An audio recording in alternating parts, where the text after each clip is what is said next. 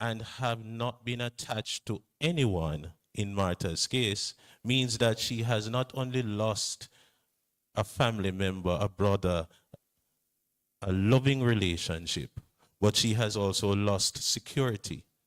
She has lost possession. So in Martha's case, she was not only grieving the loss of a loving brother, but she was also grieving the loss of possession and security. The Lord reminded Martha that he is the resurrection and the life, and as such, her brother will live again. We also, as we examine the scripture, recognize that Jesus did not only provide emotional and mental release, but he provided actual physical healing for the situation, in that he went to the tomb and he called forth Lazarus, which was dead. If you find yourself in a situation this morning that you are unable to come out of, if you recognize that you have a terminal illness or you have been diagnosed with such, or it could be the usual ache and pain from whatever condition you find yourself in, recognize that the Lord Jesus has all power in his hand, and he is there and willing to heal if you trust him. The last verse in this text is what I would like to ask you. Do you believe? This was the question that Jesus posed to Martha. The power is available, but will you trust me? Will you believe in me to receive it? We live in the 21st century, and a number of persons don't believe that Jesus can heal. But the actual power still exists. And this morning, I just want to share a little of my story as we close. For in 2023, I was diagnosed with a severe heart condition.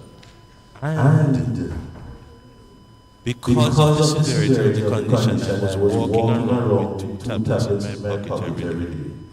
Because the specialist said to me, well, if you recognize that these symptoms are on you, lay down, put these 2 tablets under your tongue, and write down the stuff. I became angry in my spirit because at the time I had a young child and a beautiful wife. And I said, Lord, this cannot happen, not in this stage of life. And so I began to pray to the Lord and ask individuals to help, because I will not live with this situation. And sure enough, the Lord healed. Do you have the faith in the Lord to believe that he is, and he is the rewarder of them that diligently seek him? He said in his word that he can do exceedingly abundantly above all that we can ask or think. As we stand for prayer this morning, I ask you to lift your faith. Could you stand? Lift your faith towards him, who is able to do exceedingly abundantly above all that we can ask or think.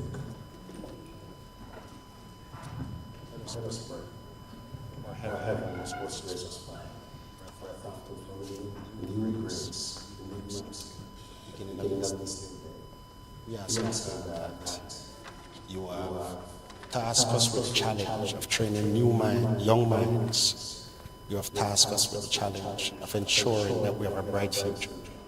We ask, God, for your blessing of strength, wisdom, knowledge, understanding, patience, and tolerance to carry out this task with all diligence and the strength of our Lord and Savior Jesus Christ. I pray through his blessed name. Amen.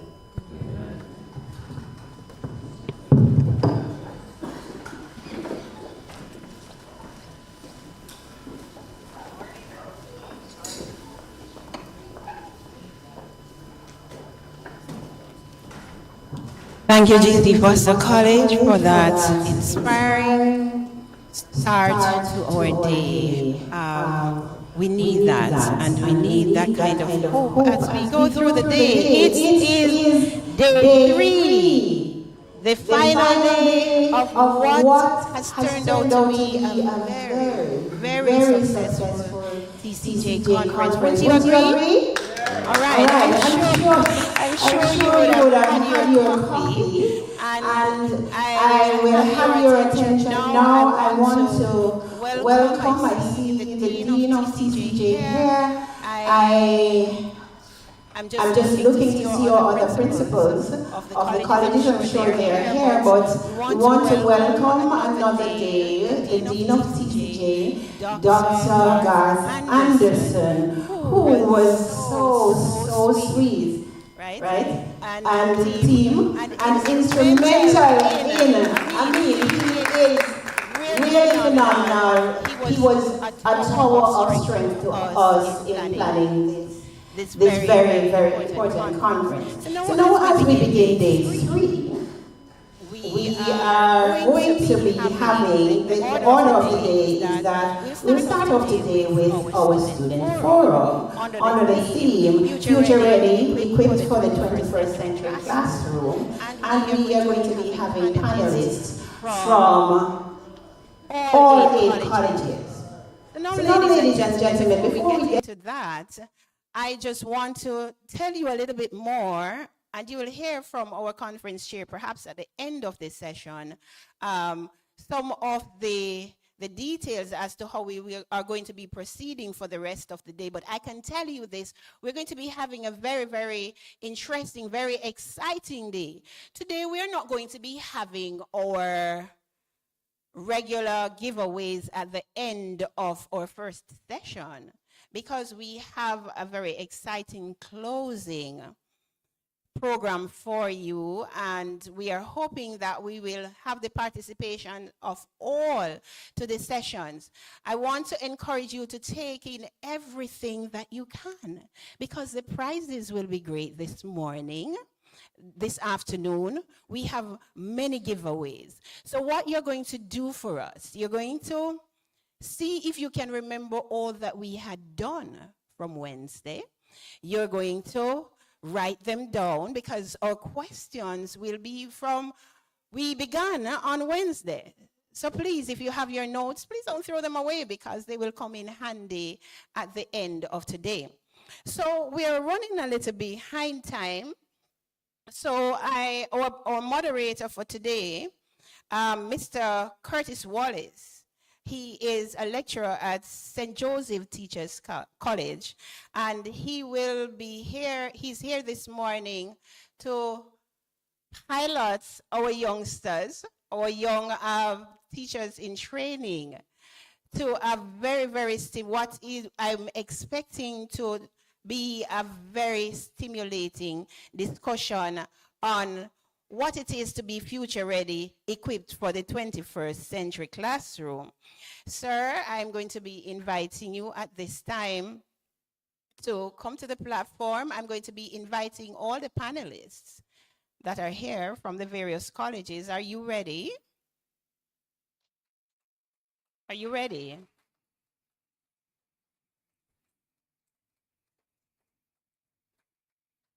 All right.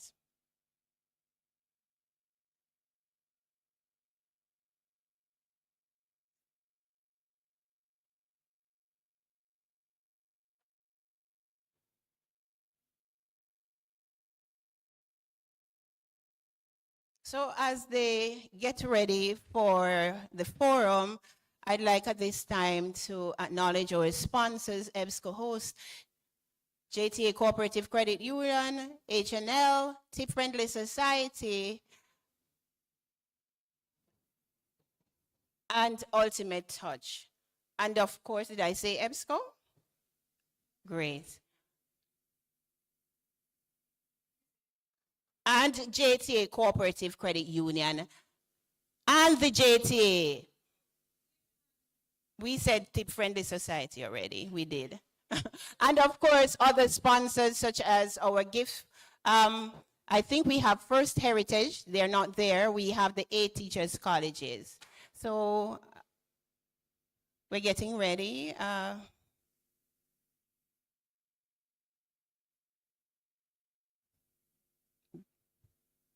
So while we are waiting on our panel and our moderator to start, we are going to be reminding you to support our colleagues in all the rooms today. We know that it's our last day, and we're hoping that, you know, those persons at the beginning of the conference got your full support. So we're hoping that you will attend the sessions in the various rooms. We hope to get out of here by at least 2 p.m. today. Are we ready? So now I'm going to be inviting our moderator to the podium.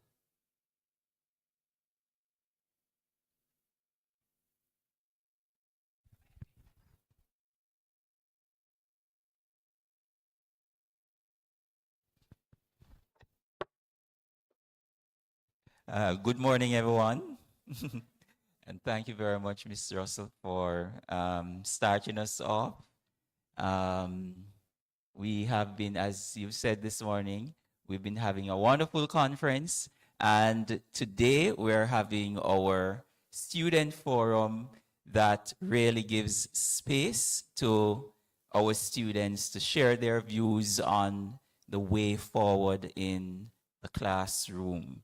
Indeed, they are the future of our nation, the future of education, and we look forward to hearing their voices on a variety of issues. And as you heard, the theme for this morning's forum is Future Ready, Equipped for the 21st Century Classroom.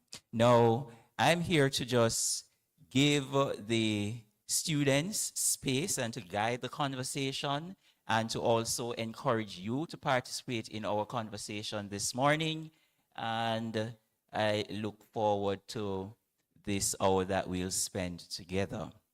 I'm going to begin, or we're going to begin by having our students introduce themselves. We have students here representing the, we have 7 colleges here. Unfortunately, our representative from Bethlehem Moravian College, they're having challenges along the road, and so, you know, arrival is a little bit iffy at this time. But the other students are here, and I'm sure they'll represent us well. So I'm going to invite each of our representatives to introduce themselves. I'm going to ask you to tell us your name, your college, your area of specialization, and say a few words. One or a sentence, one word would suffice if that is what you want to say, or a sentence or two that describes your vision of the future classroom. So let's begin with the lady to my immediate right.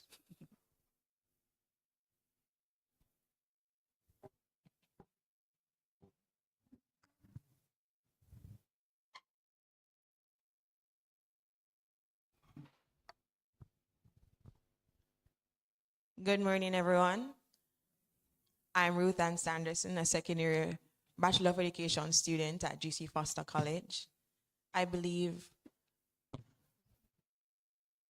Tell us your specialization. Your specialization. Tell us, give us a word or a sentence or so that shares your vision for the 21st century classroom. Okay, so a 21st century classroom is infused with collaboration, creativity, and just instincts of digital skills. Thank you. Good morning, everyone. My name is Latanya Cowan Lamont. I am a third-year student at St. Joseph Teachers College, and I am pursuing a bachelor's in education at the primary level, where I specialize in language arts and social studies. And I will just use 4 words, the 4 C's that we look at in the National Standards curriculum to be future ready for the 21st century classroom: collaboration, creativity, communication, and we must indeed be creative. I thank you.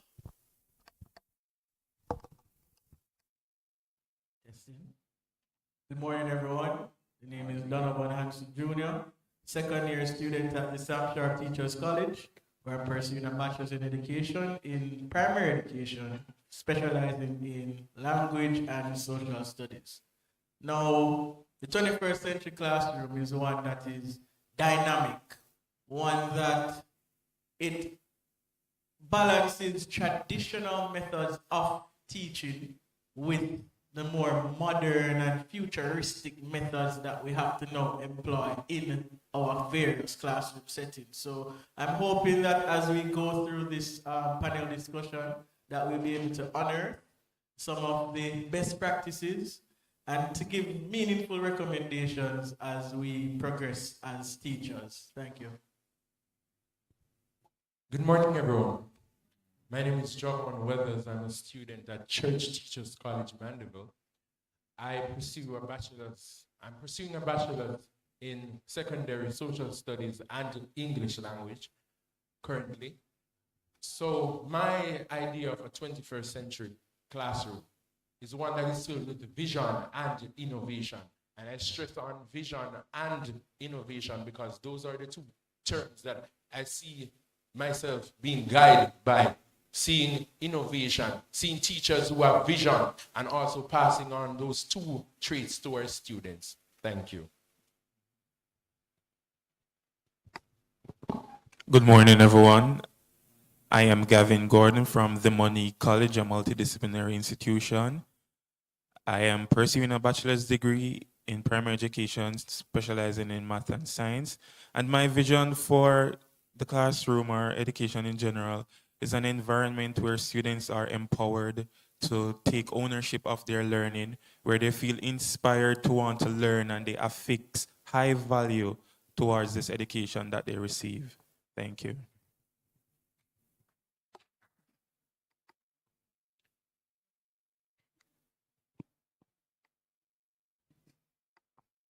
Good morning, everyone. My name is Kiana Lee. I am a third-year student at the College of Agriculture, Science, and Education, pursuing a bachelor's in primary education, specializing in language arts and social studies. And if I was to sum up the future classroom in a word, I would say connected. The future classroom is not confined by only 4 walls. Learning is not an isolated activity in the future classroom. Our students are connected to not only people and their ideas, but the world in general. And they are learning how to be, or to collaborate with people and be empathetic. And that's what I view the future classroom as. Thank you.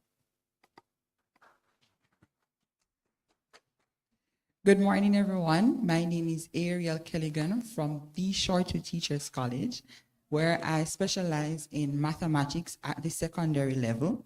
My vision for the future classroom is a classroom where every student is actively engaged, confidently using technology and critical thinking to solve real-world problems and to take ownership of their own learning journey. Thank you. All right, let's put our hands together for all the panelists. And I'm sure the future is looking bright. Yes. With all of these very brilliant students who are sitting here with us this morning.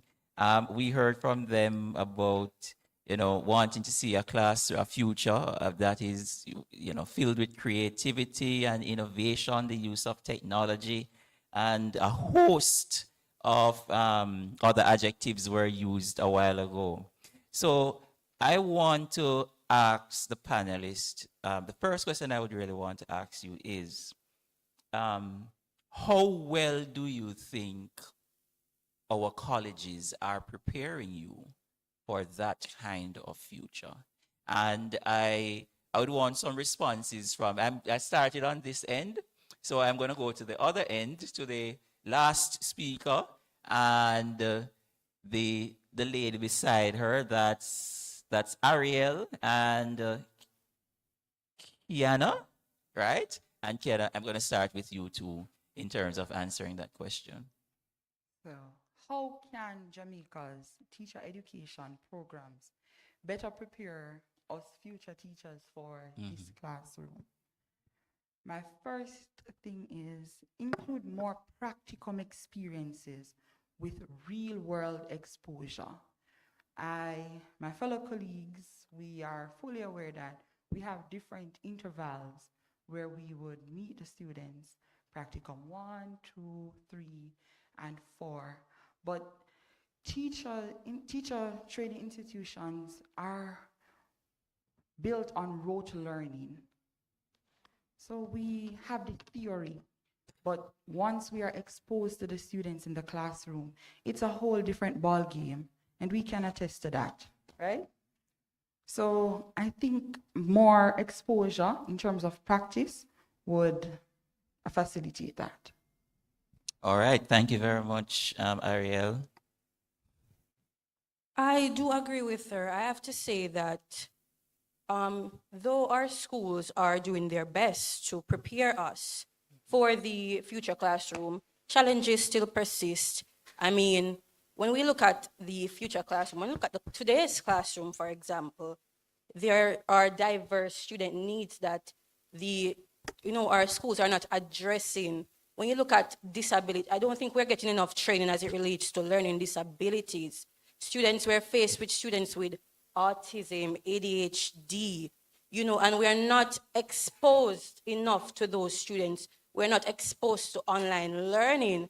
I mean, there was this sort of storm when the pandemic came in and everyone wasn't equipped with the resources to deal with online teaching. And so I believe that these are the things that we're supposed to be implementing in our schools and our training programs, to assist our teachers with the needs of the future classroom.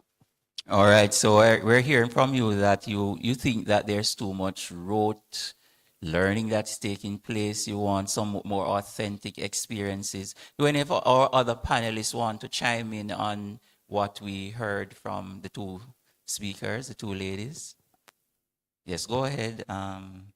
Right, so the question was to what extent are the curriculum prepares us for the real world, or this future that we envision? Well, it prepares us to an extent. What I would say is that it lacks the depth that we require.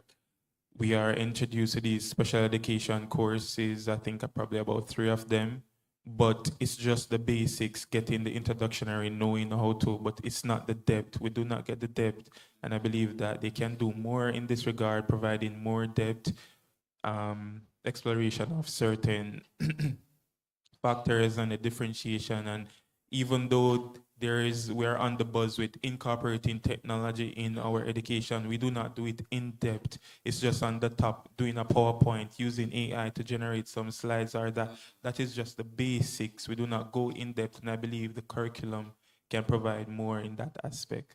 All right, Javon seems to want to jump in. Yeah. Cool.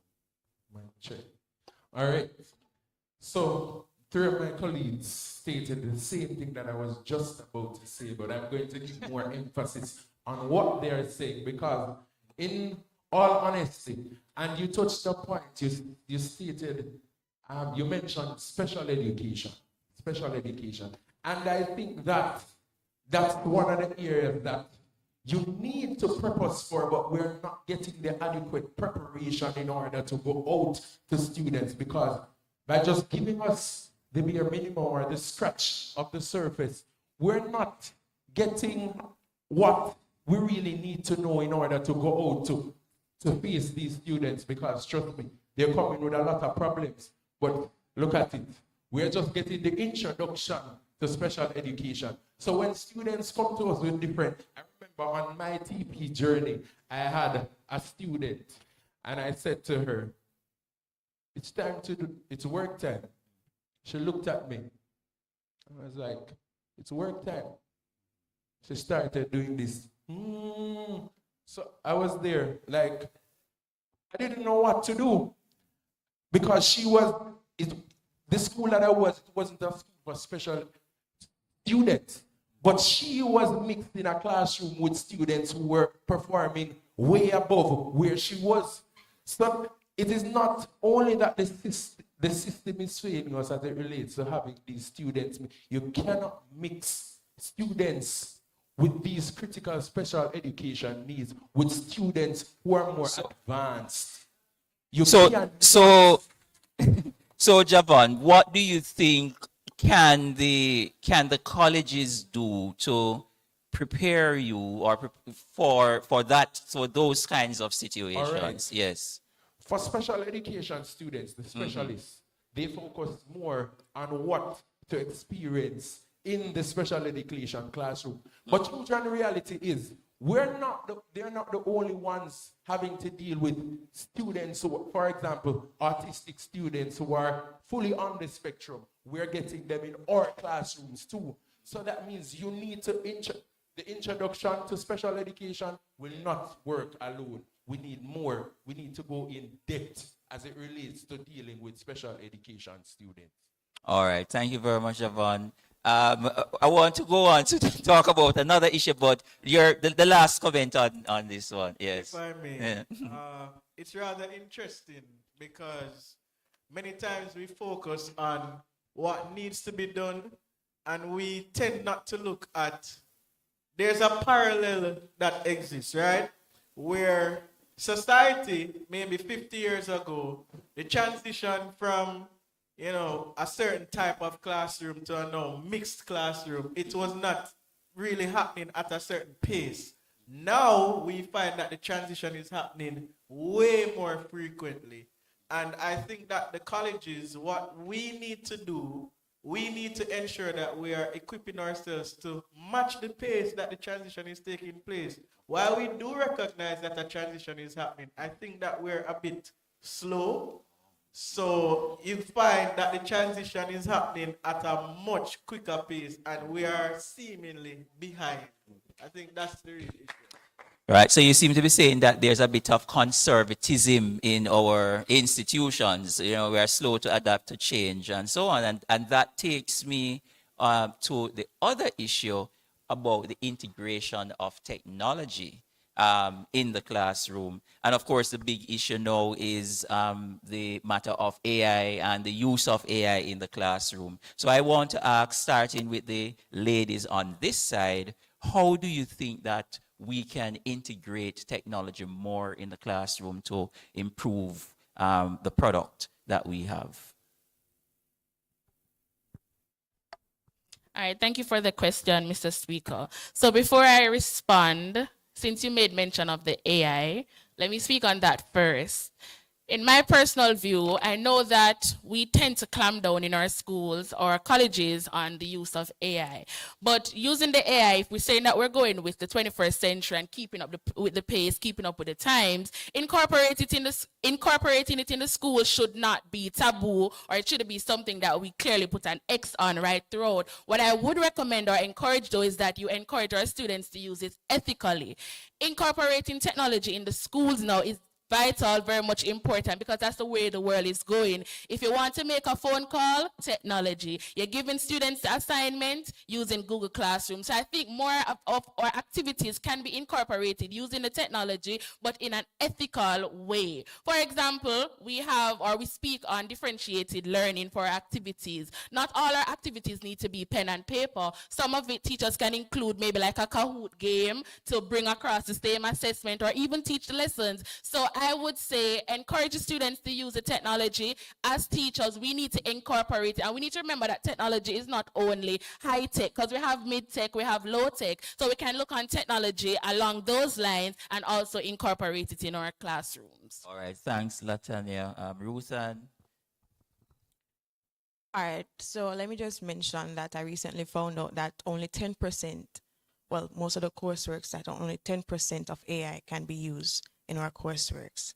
And I think that is I think that we need to incorporate or include or increase the amount of AI that is being used, because most times when we go in, yes, and use it ethically as mentioned, because when we go into these classrooms, the students that we are supposed to be teaching are way more advanced in this regard. And in order to be better than what is being done outside of our college system, we should incorporate or increase the use of AI within that aspect. Also, let's just mention that AI does not diminish the teacher, but rather improve them, and also we can use it to improve the skill that we use within that classroom.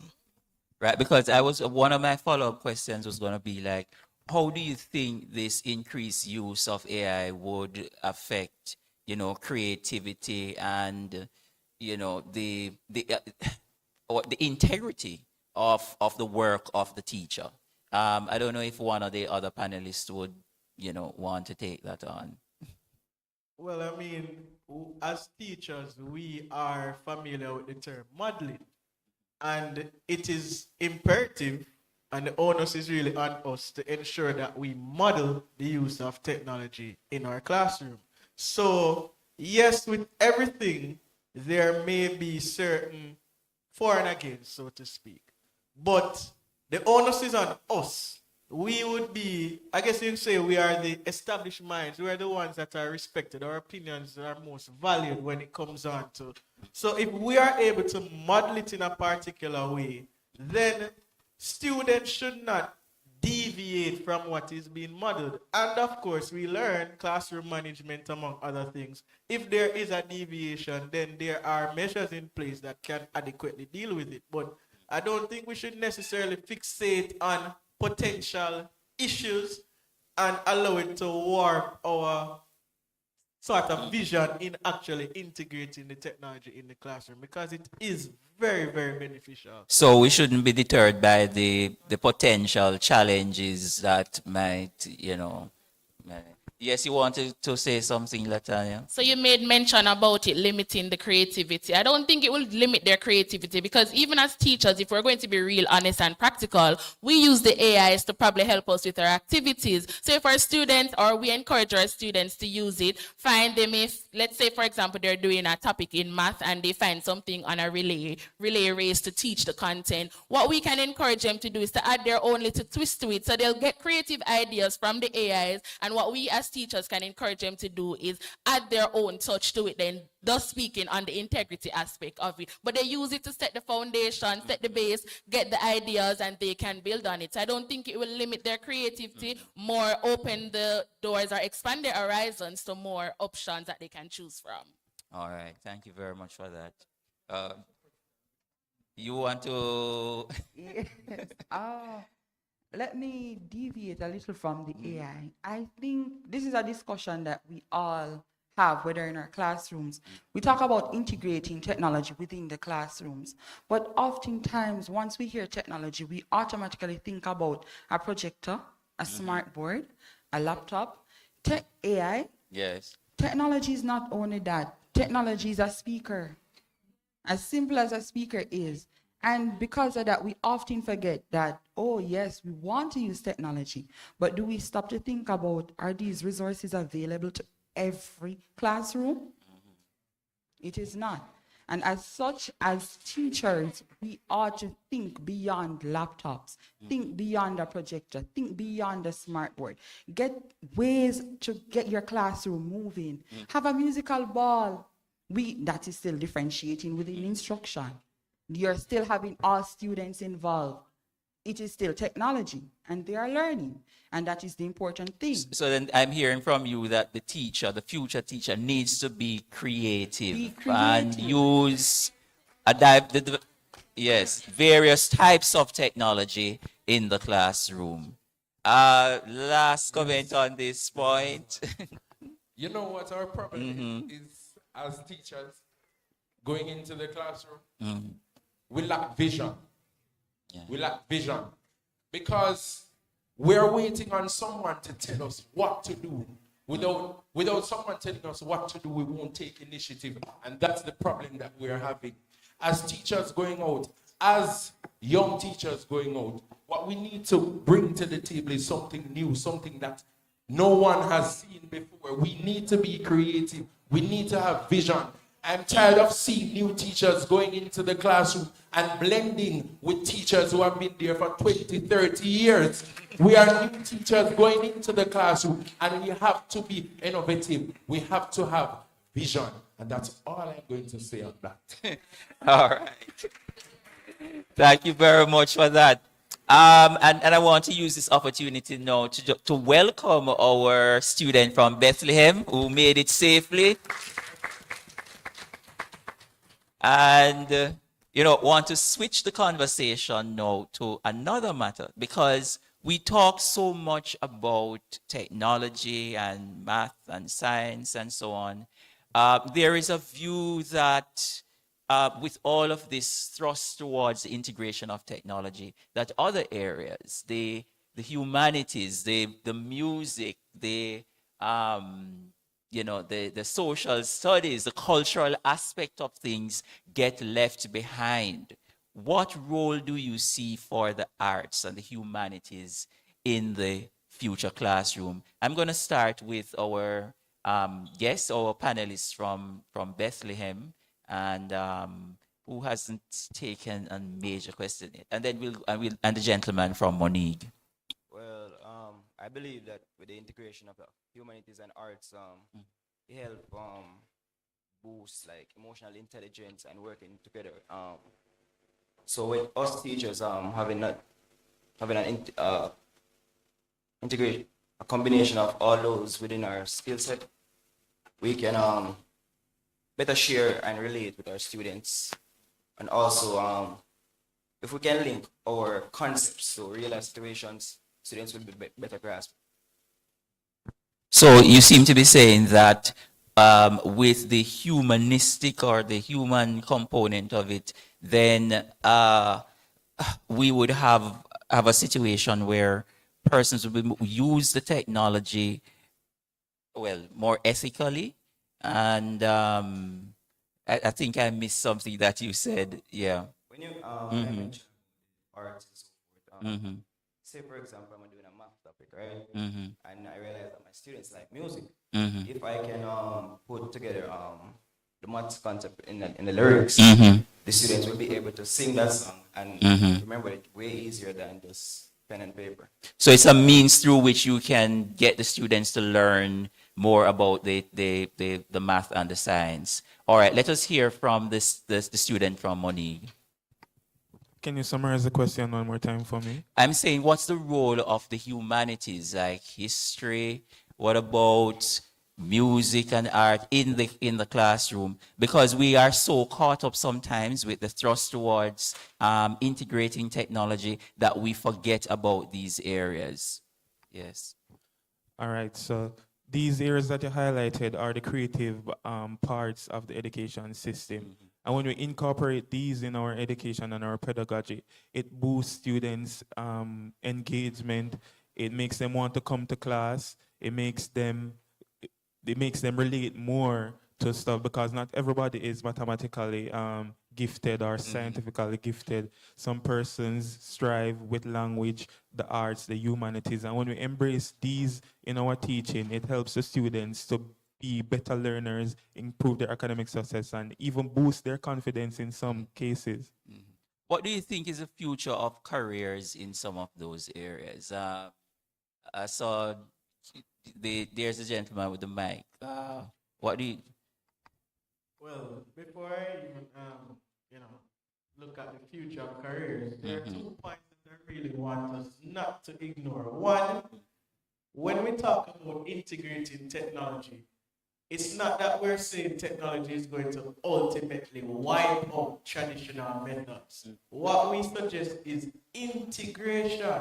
I mean, we're taught about stream. Well, STEM to STEAM to stream, which speaks of an incorporation. And, when I check the A, it has to do with arts. Yes.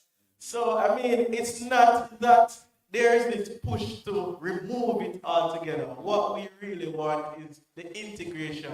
There's a policy in place that we should facilitate integration. Let us actually integrate and not just put it on paper because it's so nice. That's the first thing. Second thing, we should not look at it to say technology will wipe out our culture. Our culture will always be our culture. What we are saying is that the technology will help us to enhance and preserve it because some of the antiquated methods are simply not effective anymore. Now, to answer the question that you the follow-up question, future of careers. Well, I mean, in our society today, there are, you would say, there is, sorry, an expansion of the type of careers that we now have, right? So if we look at a model, say 50 years ago, most persons wanted to either be a teacher, doctor, nurse, the traditional careers. Now you find that society has a multiplicity of careers. I mean, I was so interested. There's a guy right now who is at home streaming something, and he's making billions of dollars. While I am here at a conference trying to make it in life. The point is that we have to understand that things have changed and there are opportunities now that really accommodate technology usage. So we need to just get with the times, so to speak, and understand that this is where we are now in society and just embrace it and accept it. All right. Also, if I Could may I add as something? well. Quick responses from the lady first and then you. Yeah. If I may add as well, agreeing with him, I think that, I'm not sure if it's just as teachers in the classroom, anyway, I think we need to stop with this sort of scare technique where we're telling people that technology, machines are going to take over and we're all going to lose our jobs. I mean, before I went to college, people were telling me that AI is going to take my job. And so I think that we need to, this is a sort of a stigma with technology. We're afraid of technology and we see it as this weapon, sort of. If I should be poetic, the sword does not kill, the hand does. It's the way you use technology, not technology itself. And so I believe for jobs, the job market for the future, as he said, they're going to only expand more. Some students are not just about language arts or about math, but some are musically inclined, some have a need for art. I mean, students are always drawing in the classroom constantly when you are trying to teach them.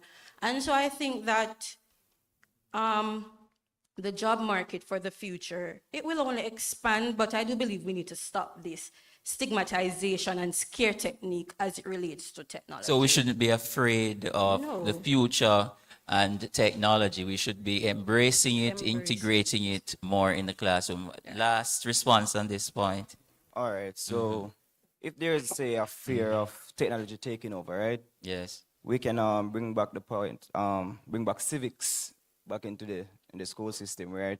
Where students would actually have knowledge of their culture and so forth. So once they have a better foundation, they won't lose way moving on. All right, excellent. And we have had presentations at this conference about that as well, integrating more of the civics, citizenship, education into the curriculum. I have two questions before we take some audience responses. And one of them is about the matter of leadership in our schools. What leadership skills do you think teachers need to improve our education system? Because that is a critical area that we will have to look at going forward. And who should I ask? You want to take that one? Latanya seems to be, and then the gentleman from Moni. Okay, so from my experience, I believe that the communication skills is quite lacking in our education system. A lot of our students don't know what is going on within schools. They're not informed on what is going on outside as well. Additionally, our teachers don't spend the time to communicate or or build a rapport with our students. Hence, there is no connection within the classroom. Or let's just say that these students tend to not want to participate or be out of date with the classroom. So they just go to get a grade, which is not what the essence of a classroom should be like. That communication skills are key Right. for you. Yes. There was a gentleman, and yeah. All right, so I guess I'll leave some for the others. But one of the most important one that I want to share is that although some persons might not view it as a skill, but emotional intelligence. I believe that it is a skill. You can either learn to get this skill and acquire it over time if you're not born with it, right? Because great leaders are those that listen deeply and care deeply about each other's and lead with empathy and positivity versus just a high-end grip. And if we can give, whether workshops, mental health sessions to help our teachers become more emotionally intelligent, and I think the future of the classroom would look much greater. Yeah. Thank you so much for that. I was about to speak about being emotionally intelligent. But also, I was yes. meant to speak about being a good leader requires you to be a good collaborator. Yes. You cannot lead without collaborating. So being a good leader, you must be able to be a good collaborator and an excellent listener. You must be able to set visions. You are leading towards something. You are not just leading a pack. We just are going. We are going somewhere. We're after something. We have a goal. So you must be able to set a vision and aim for that vision while collaborating with the people who you are leading. All right, and on that excellent note, I want us to put our hands together for the panelists and their fine contributions to this discussion. And we do have another 10 minutes or so, and we're going to open the floor now for the audience to ask some questions. And when you come to the mic, I ask you kindly to state your name, your college, or your affiliation, and go right ahead and ask your question. And if you want to contextualize it a little, that is fine. So we have a student here from St. Joseph's, and you can come forward to the microphone.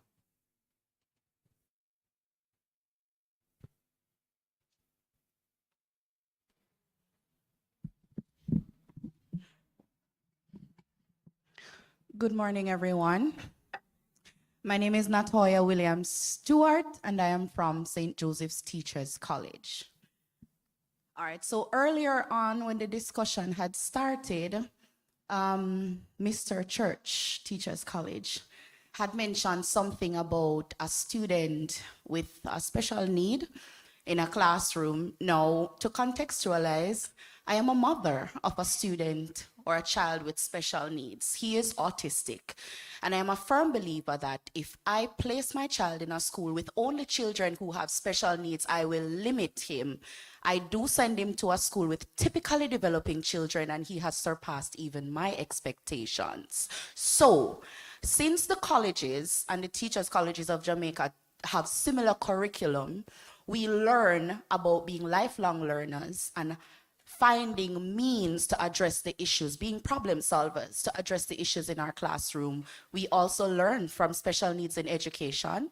Big up St. Joseph's Teachers College. I think they have prepared me for a situation like that, regardless of the fact that I have a child with the need. But how can you employ your skills as a professional teacher, as a lifelong learner, to learn to cope with a child in that situation? Because I will be the parent that will send my child to you. All right, thank you. Thank you so much for that question. Well, when I made mention of special needs and the students, I remember stating that the time that we're in now, parents are not sending their children to school that are only specializing with students with special needs, but they're being mixed with regular students who are performing, right? For me, the day when I approached the situation and I met the student with the particular condition, I must say special education for secondary teachers, and my teacher is sitting at the front, Mrs. Samantha Rodway Morrison. I must say, she prepared me well for such situation, because when the child did the particular gesture, I did not quail, but I went on to my next plan of my move. So what I did, I knew what to do with the child, not stigmatizing the child, because stigma is something that we're, as teachers, we have to be very careful about stigma in the classroom towards these students. So I knew what I had to do. And for my entire journey on teaching practice, I had that child in my class. And I must say, learning the skills that I did in special needs for secondary students, I was able to work with the child until I left teaching practice at the particular school where I was. So as teachers going out, and as I said before, sometimes we wait on teachers to tell us what to do. We wait on school administration to tell us what to do. But what we need to do as teachers going out, we have to take initiative. We have to take initiative. All right. Thank you. So I'm hearing about adaptability and flexibility again coming forward. There's another panelist who wants to come in, but we are still taking questions. So if you would like to come forward, quick response and then another question from the audience. All right. So the problem is, hello. All right. So the problem is not that we should not send our special students to regular school. It's where they're on the spectrum, because we know that special needs, it has a spectrum. So if you're on the lower end, you might just be mild or maybe typically. But if you're above the middle, or probably the middle, it's too much for a regular teacher, because at the end of the day, in a regular classroom, there's so much pressure already on the students to complete the curriculum and for PEP, this hard exam that our person just throw onto the students.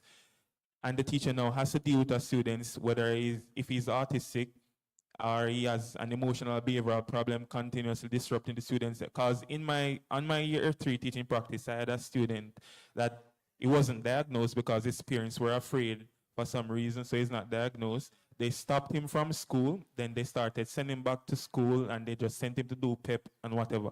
So he lacks the foundation. The teachers there are neglecting him because they're not providing for him. So now when you continue passing through the system, it becomes a challenge.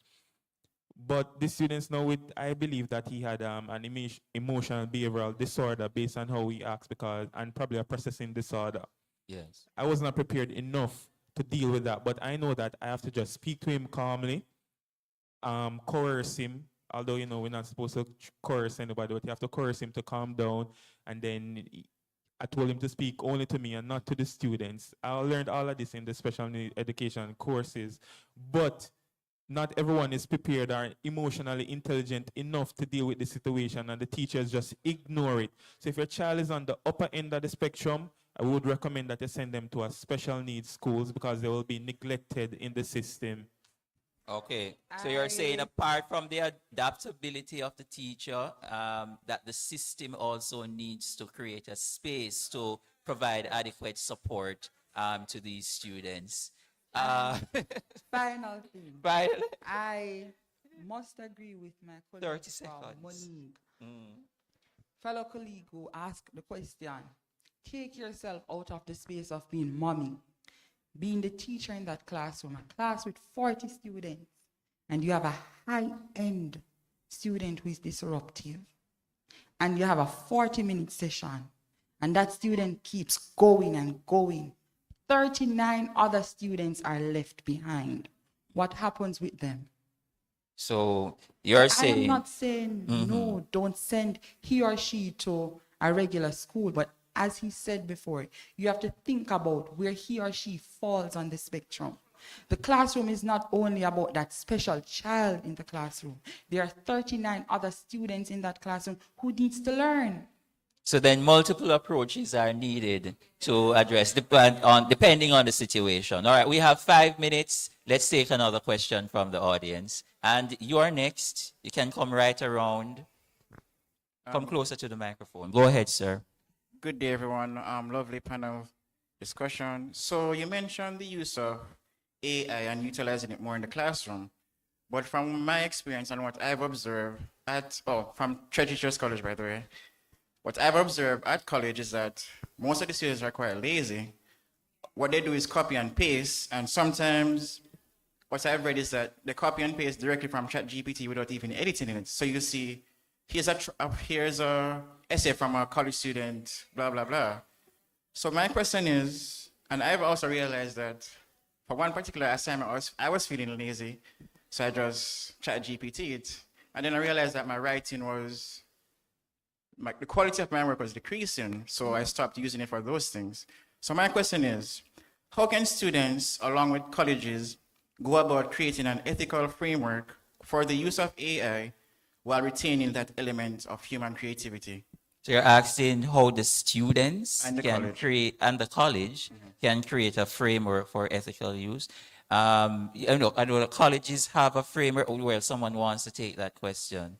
All right. So at the Money College, we do have a AI policy, and they have AI workshops. I think since this AI has been a buzz, there are about 3 different workshops that has to deal with the ethical use of AI, how to use it properly at the Money College. I'm not sure about the other colleges, and there are still more in the pipeline that is using it. This whole reliance on AI just stems from our human nature. AI, we should view AI as a tool, just like how persons used to make butter with a churn and you get all the raw ingredients, you have to put it in it and you get butter. But now you can go to the supermarket and just buy the butter. AI is the supermarket. Yeah. So, but now we must understand that we should not rely on just going on the ChatGPT or the other chatbots and get the information directly. We must be able to relate it, find information to support the claims, back it up. All of these you will learn in your workshops and your professional development seminar. I'm hearing from the questioner something about the role of students. I don't know if student leadership can assist in creating some kind of framework to guide the rest of the school. Yeah. As I was saying, right, in regards to that, it just stems from our human nature to be reliant on tools. So you as a person have to know your standards and your ethics to know that you should not just take it from AI, because they're going to have these policies, and when you go against the policies, you will be penalized, and you should be penalized. But the policies are still not accepting this whole policy and AI. We say, yes, integrate AI, but the curriculum and the policy is not welcoming for AI, because a 10% similarity with AI is not it. I have Grammarly on my computer. Grammarly gives me suggestions for how to start my sentences. I'm going to wrap it up. When you put this intermediate in now, when I accept this suggestion, from Grammarly, it flags it at AI. It was my work. Grammarly just helped me with my language. So this policy, the whole policy itself, needs to be revisited and adjusted. And our leaders are here to revisit that. So one last question. There was a lady that was there. Good morning. I'm Sabrina Stevenson Miller from the College of Agriculture, Science and Education, and I am back on the topic of disability. Now, as we're in college and we were taught that our opinion is the least reliable source of information.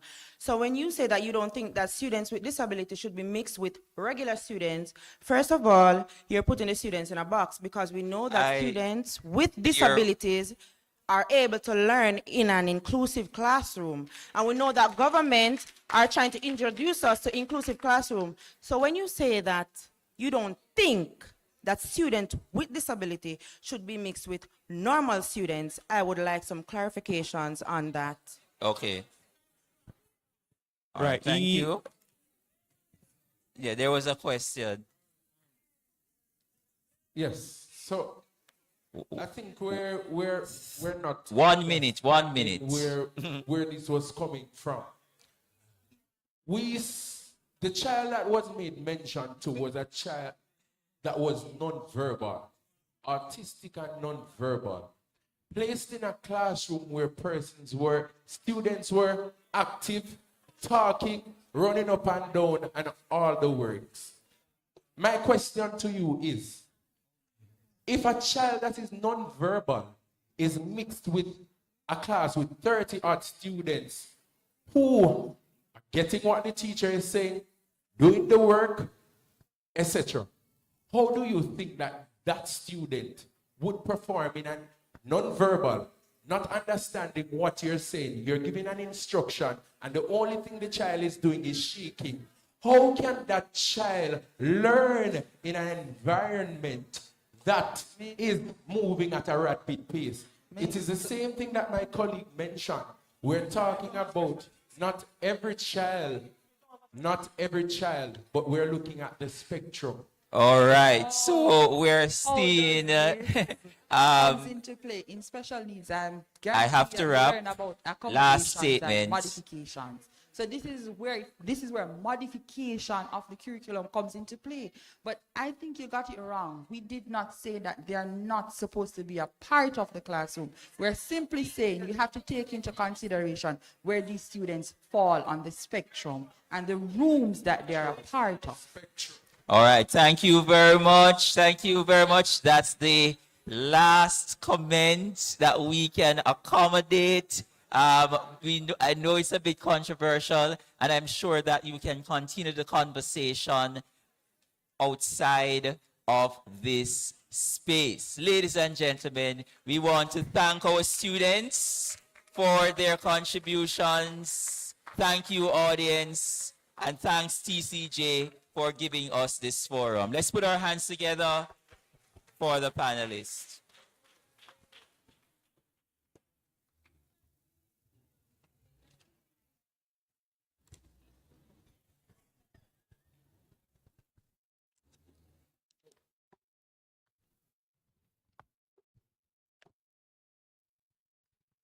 All right, that was really something.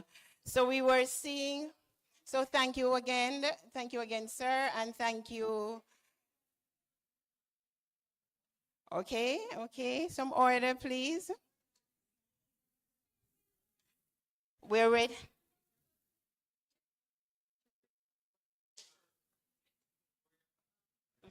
So ladies and gentlemen,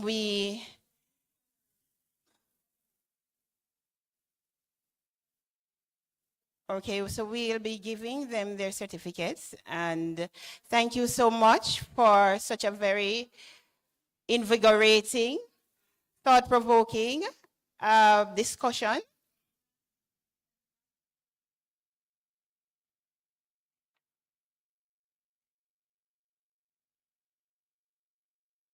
Go ahead, Ms. Williams.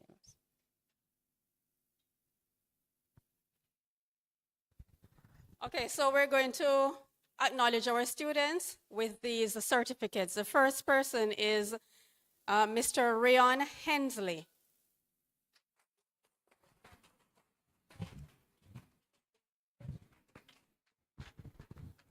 Mr. Wallace?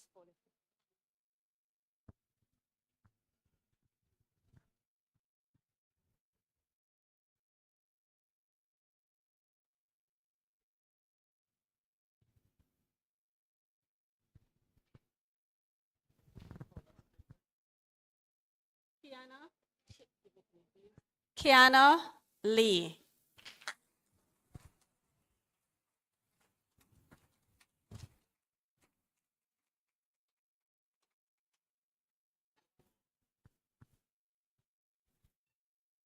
Kavon Weathers.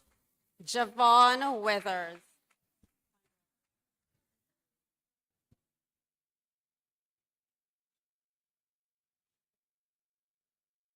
Ruthan Saunderson.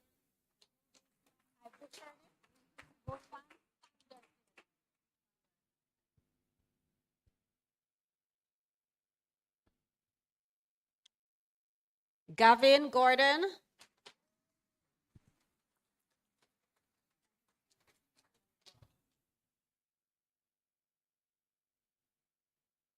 Mr. Donovan Hansen.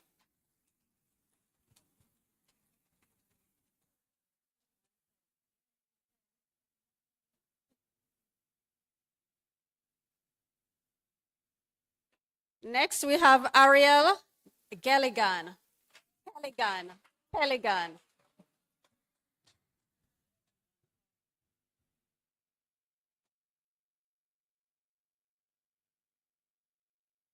We have Latanya Cowan Lamont.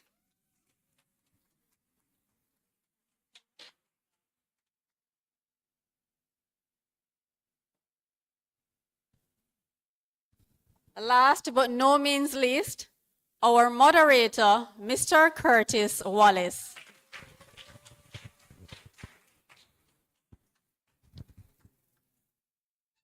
Thank you so much. Thank you. Thank you very much. You may be seated, students. You may be seated. That was very stimulating, right? Give them another round of applause. Our administrators are here, and I'm very sure they were listening. Rest assured that we had you here today because we wanted to hear from you. We wanted to know what you're thinking regarding how to prepare you for a future-ready classroom and a future-ready situation. As we promised, we'll listen to you, and I'm sure those frameworks that you are recommended will shortly be in place. At this time, we are going to be taking it a little lighter, and we are going to be asking Miss Brittany Simpson from Bethlehem Moravian College to join us here.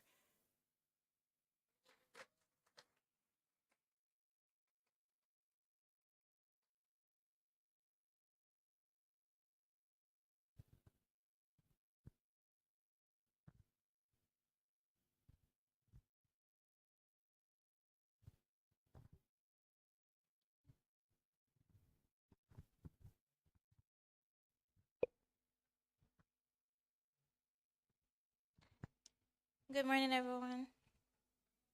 This is a poem I wrote. The title of it is called Research.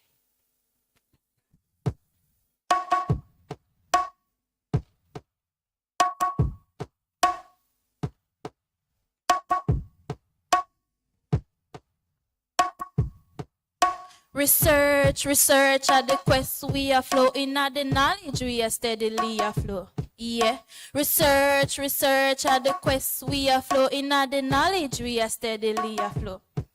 In the realm of knowledge where wisdom a shine, lies research, a wonderful time. Curiosity a guide them like a lantern so bright. Research as a soar upon a wonderful flight. Research at the quest we are flowing at the knowledge we are steadily aflow. Yeah, research at the quest we are flowing at the knowledge we are steadily aflow. In the labs and libraries, them depend the scene, exploring the mysteries no man ever seen. Deep in the unknown, I see the truth, digging through the data from the elders and youths. Research at the quest we are flowing at the knowledge we are steadily aflow. Yeah, research at the quest we are flowing at the knowledge we are steadily aflow. From the cells in a bio to the stars up high, research know no limits, it a reach for the sky, uncovering truths once hidden and sealed, expanding understanding, make it all reveal, expanding understanding, make it all reveal, expanding understanding, make it all reveal. Research at the quest we are flowing at the knowledge we are steadily aflow. Yeah, research at the quest we are flowing at the knowledge we are steadily aflow. Thank you.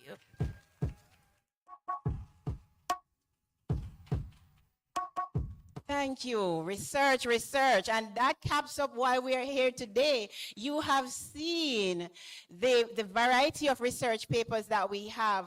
And thank you, Brittany, because it reminds us that new knowledge is created from what? Research, in the knowledge we have flow. All right, so at this time we're moving along nicely because we have research papers, more research papers to bring to you today. So at this time, I'm going to be asking Dr. Michelle Black to move the vote of thanks. And while Dr. Black comes, I'm going to be reminding you to check out at 12. Checkout is at 12. Make sure you can do so at the registration desk. We don't want to have to pay some extra thousands of dollars because we have not checked out. So during the break, we're going to ask you to just vacate the room, as we said before, 12 p.m. today. Dr. Black?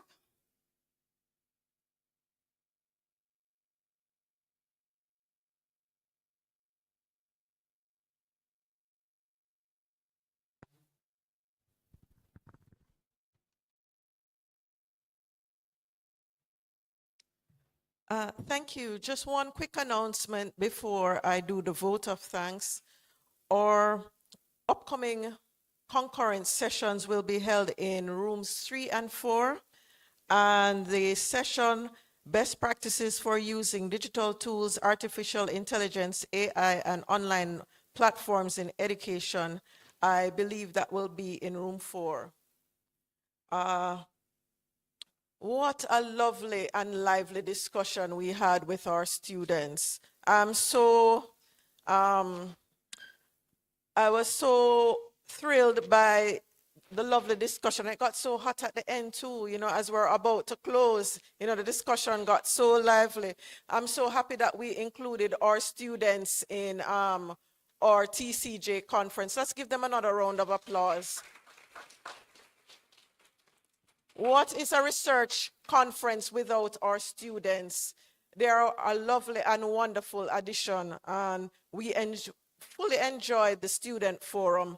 So I want to thank all the students that participated. Mr. Rion Hensley from Bethlehem, Mr. Javon Weathers from Churches Teachers College, Miss Kiana Lee from the College of Agriculture, Science and Education, my school, so big up. And Ruth Ann Sanderson from GC Foster College, Mr. Gavin Gordon from Money College, Mr. Donovan Hanson from Sam Sharp Teachers College, Miss Ariel Kelligan from Shortwood Teachers College, and Miss Latanya Cohen Lamont from St. Joseph's Teachers College. Yes, let's give it up for all the students. A lovely addition, and we're looking forward to great things from our students when we have our next TCJ conference. We also want to thank our lovely moderator, Mr. Curtis Wallace, for moderating the session. And what a great dub poem we had a while ago. Research, research. I was down there tapping my foot, you know, quietly, you know. So we have so much talent within TCJ, and I can't close without also thanking our sponsors. So without our sponsors, this event would not be possible. So of course, let me acknowledge our sponsors once again. The Tip Friendly Society, the JTA Cooperative Credit Union, Sagicor, Book Zone, iTech Innovations, First Heritage Corporate Credit Union, Jamaica Teachers Association, Walters, Culver Ovid, Caribbean Technology Solution, EBSCO Host, H&L Ultimate Touch, and of course, all the TCJ colleges. Thank you so much. Thank you. Thank you, Dr. Black. And as we prepare to depart to our various sessions, just a little bit of correction. The first 2 sessions, Dance Education, Exploring Key Stakeholders, that one will be in room 1, and Life Imitating Art will be in room 2. Okay, and we have also Best Practices for Using Digital Tools for Artificial Intelligence. We'll have that one in room 1. And Room 4. There's a slide change, room 4. All right, thank you, Mr. Park. So, ladies and gentlemen, thanks again for being here. We will move to our sessions. We are on schedule. We want to keep it that way. So we have our 20 minutes break. We begin at 10:45. See you then.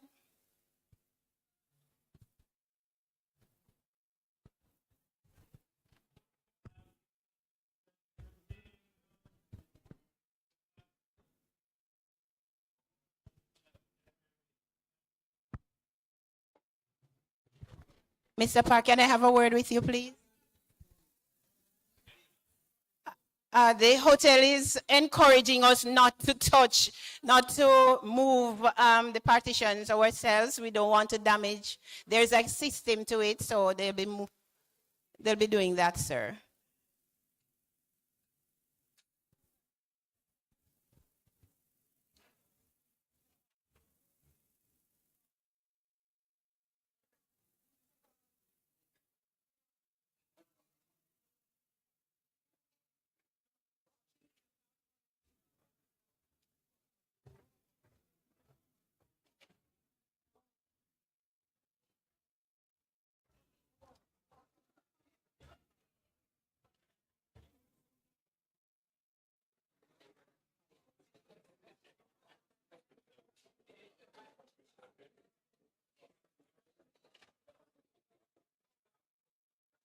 Sorry, ma'am.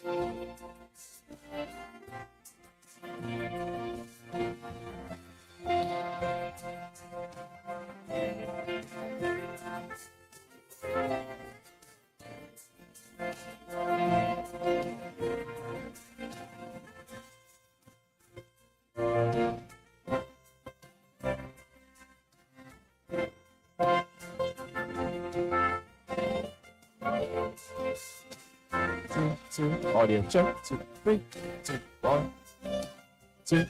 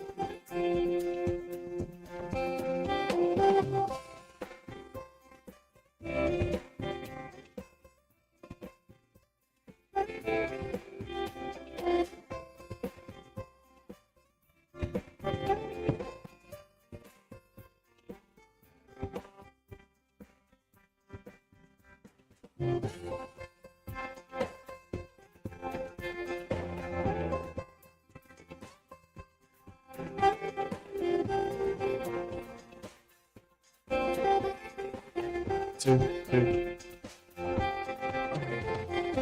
Ladies and gentlemen, good morning. We are ready to begin the concurrent sessions. Please make your way to the designated room that you have chosen. Rooms 1, 2, 3, or 4. We are ready to start the concurrent sessions now.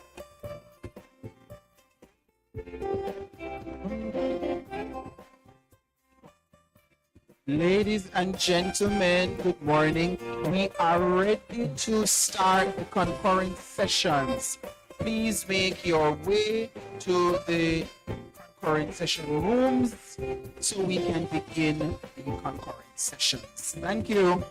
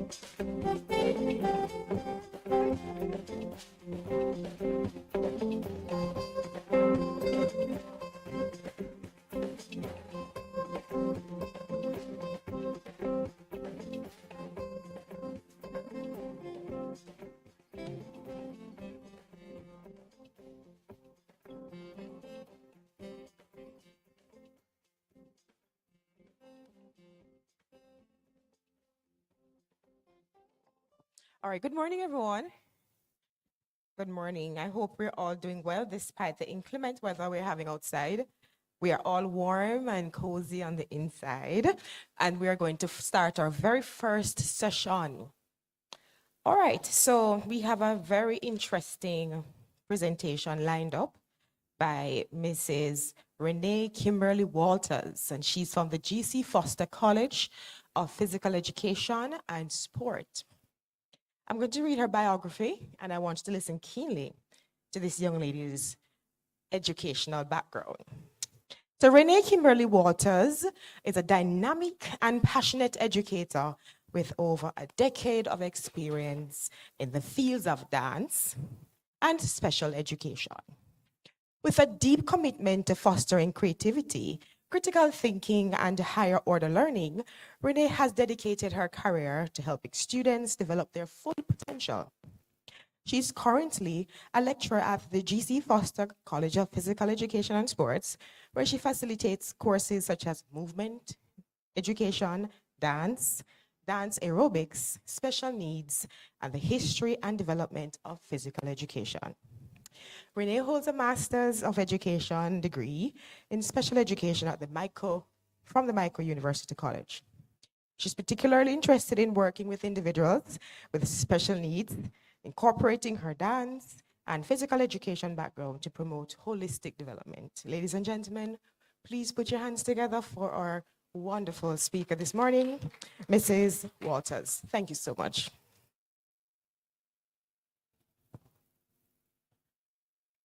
Good morning, everyone.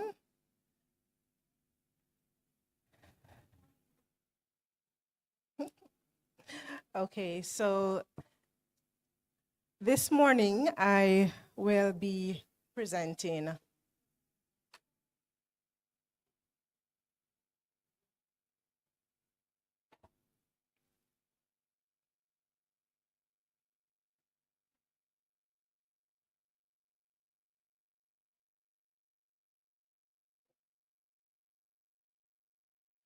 Okay, so this morning I will be presenting on dance education, exploring key stakeholders' experiences and perspectives of inclusion for students with autism spectrum disorder at a rural high school in Jamaica.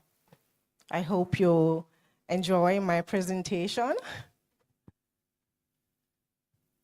Me feel like them not like dance with me. Me feel like them left me out of the class because I'm a condition, you know. Me want dance and feel included like everybody else in the class. These are some sentiments of students who grapple with exclusion in the dance education at a rural high school that I've observed. Well, rural high school that I've observed over many years. And it impelled me to reflect on what are the encounters of these students with special needs, specifically students with autism spectrum disorder, and how they navigate through the dance education classroom. As teachers strive to create teaching and learning experience environment where every student can experience the transformational power of dance, movement in dance, the necessity of inclusion shines brightly across the spectrum of education.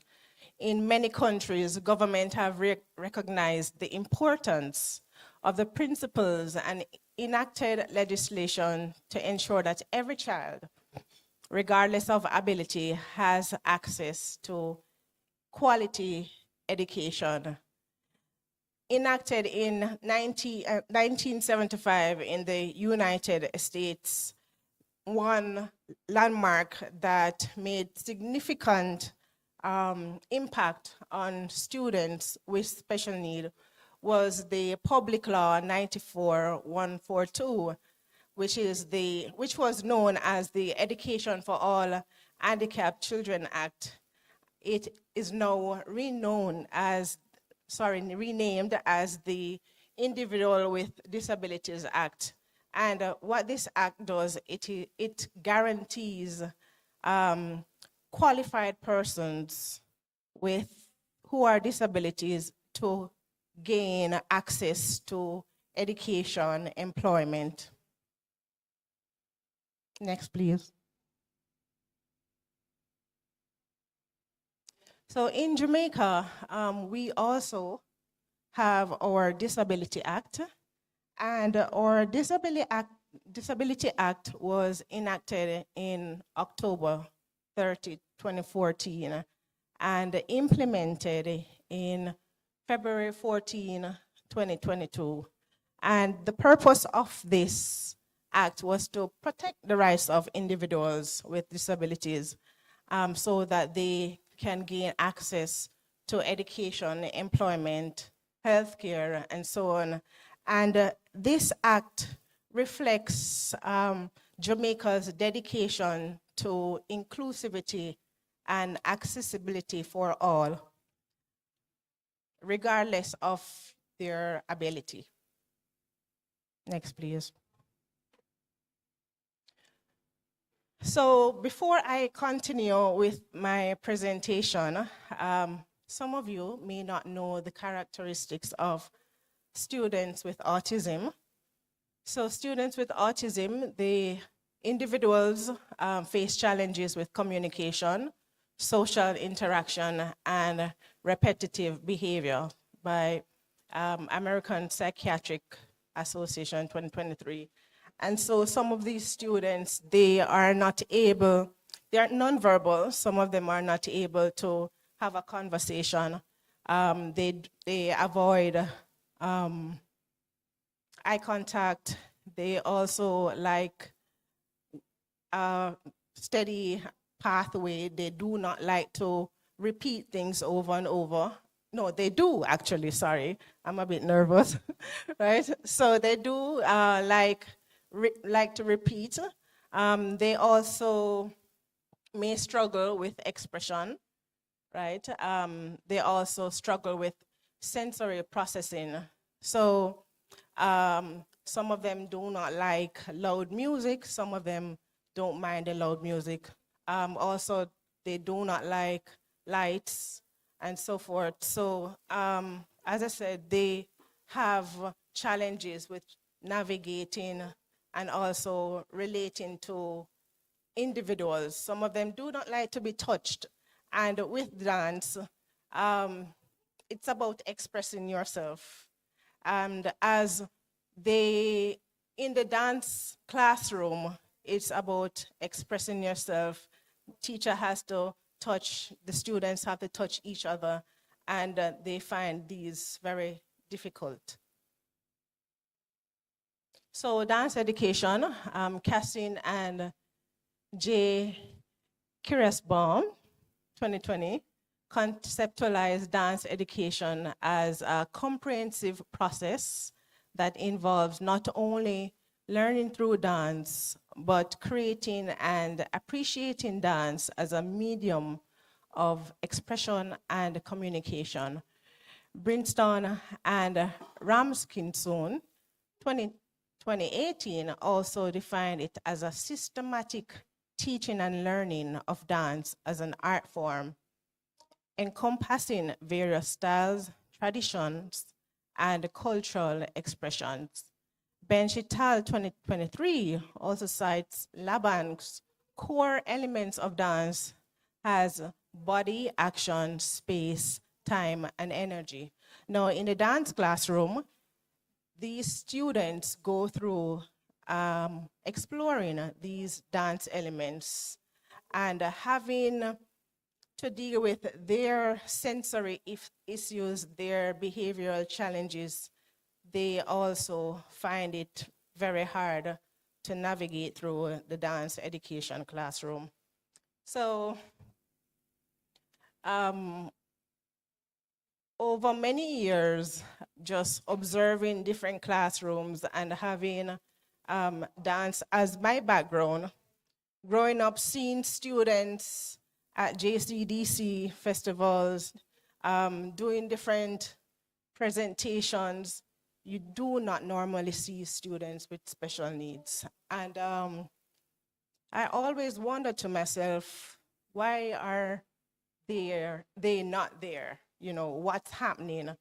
So it kind of touched a deep spot for me to research, to find out, okay, then what are the possible causes or challenges that these stakeholders are having, why students with special needs are not in, these dance environments.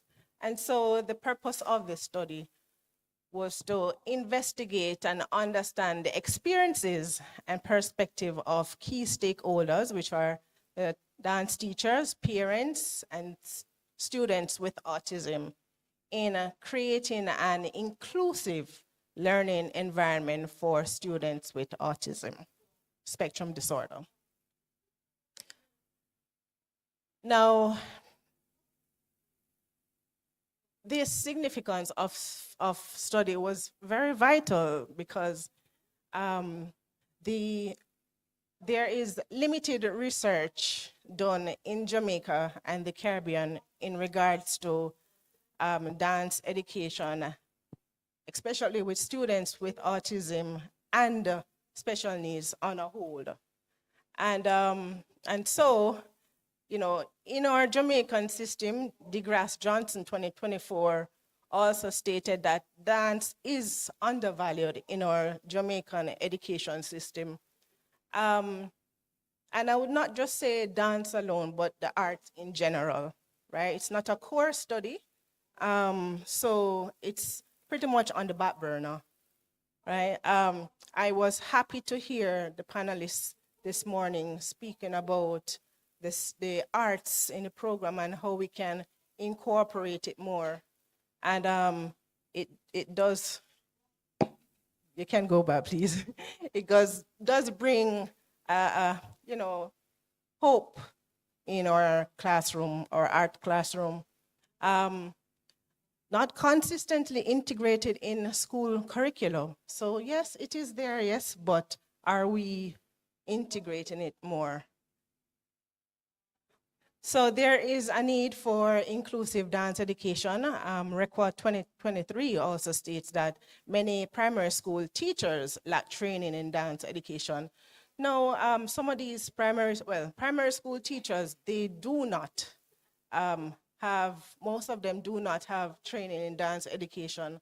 And so, as I said, you find that it's the core teachers that are teaching music, drama, and so on. And so when they receive these students, they don't really know what to do because they wouldn't have had the training in dance education, and they would have had minimal training in dealing with students with special needs. So dance also is categorized under physical education rather than a standalone subject.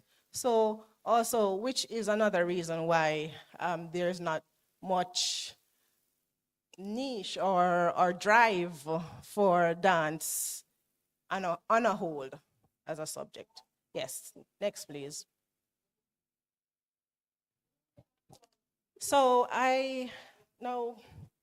the constructivism framework allows for one's insight in understanding their interaction environments.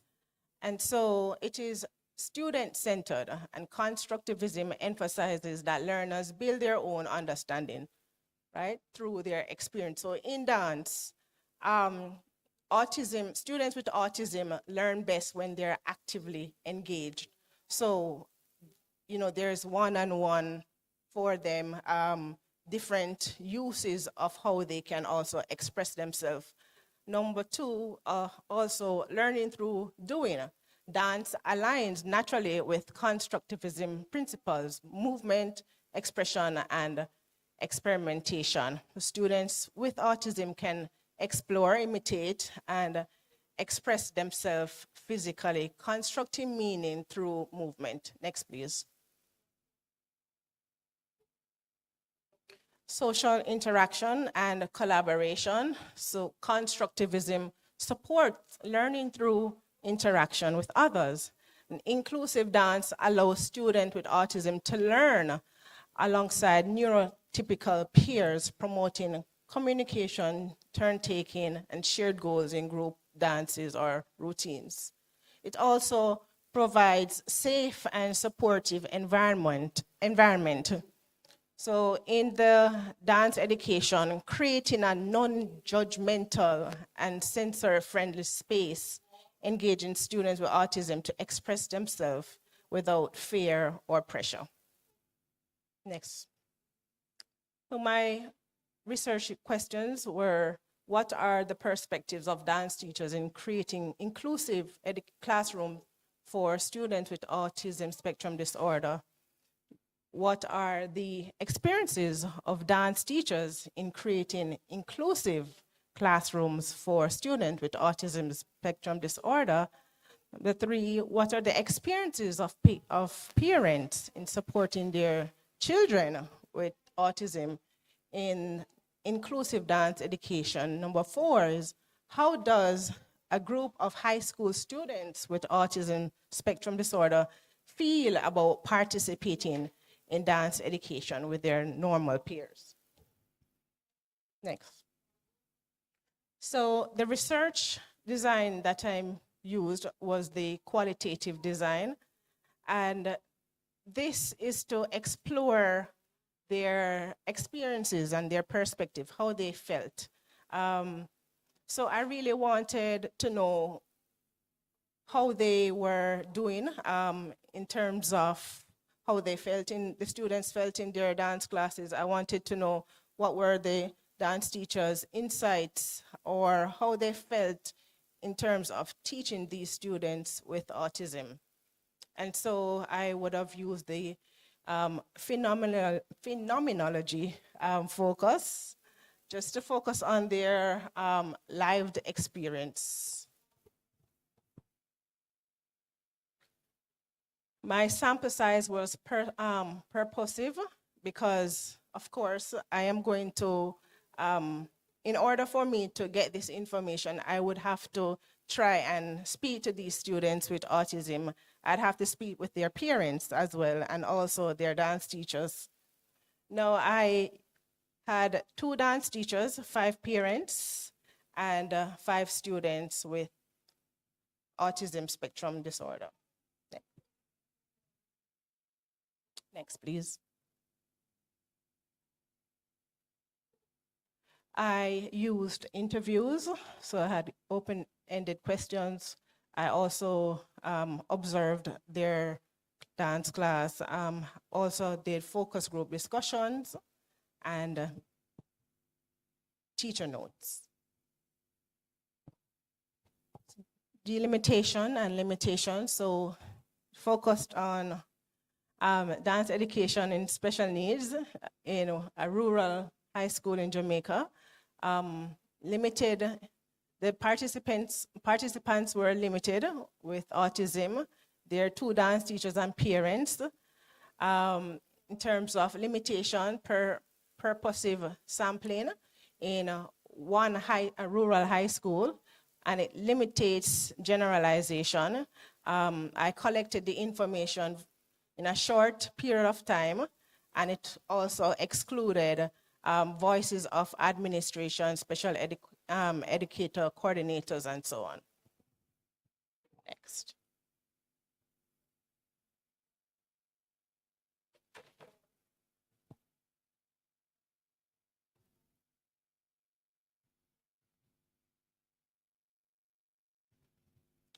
Okay, so these were the themes that were prominent into my research questions. Benefits of dance education, teaching strategies for effectiveness, collaboration with general education teachers, collaboration with parents, and challenges in teaching and inclusive dance education. Both dance teachers say that dance was beneficial for the students, and they also had to use multiple teaching strategies. Most of the teaching strategies they had to just create on their own because they did not have the support of from the school and the parents, and they somewhat collaborated with general education teachers. One of them did not. She just liked to, kind of roll it out on her own. Also, they found that the parents, some of the parents, they were, also kind of still in denial, so they were not given as much support that the teachers needed. Also, because the students had multiple sensory issues, they too found it that because the school was not giving them any support, they felt burdened, and they just kind of, because the sake of the children, they just kind of just went ahead with them. Next, please. Experiences of dance teachers in creating inclusive dance education also, lack of resource, lack of institutional support, parental involvement, professional development in school, catering to students with autism. Now, I want to just spend 1 minute on this, professional development. Yes, both dance teachers said that although they did get professional development workshops, it was not catered to dance and special needs and the arts. So yes, they might get 1 and 2 workshops on special needs, but it was not catering to the arts and specifically to dance. Next, please.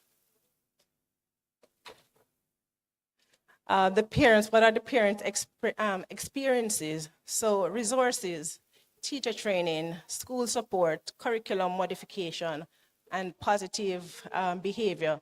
So parents believe that the teachers were not adequately prepared, they didn't have the tools for it.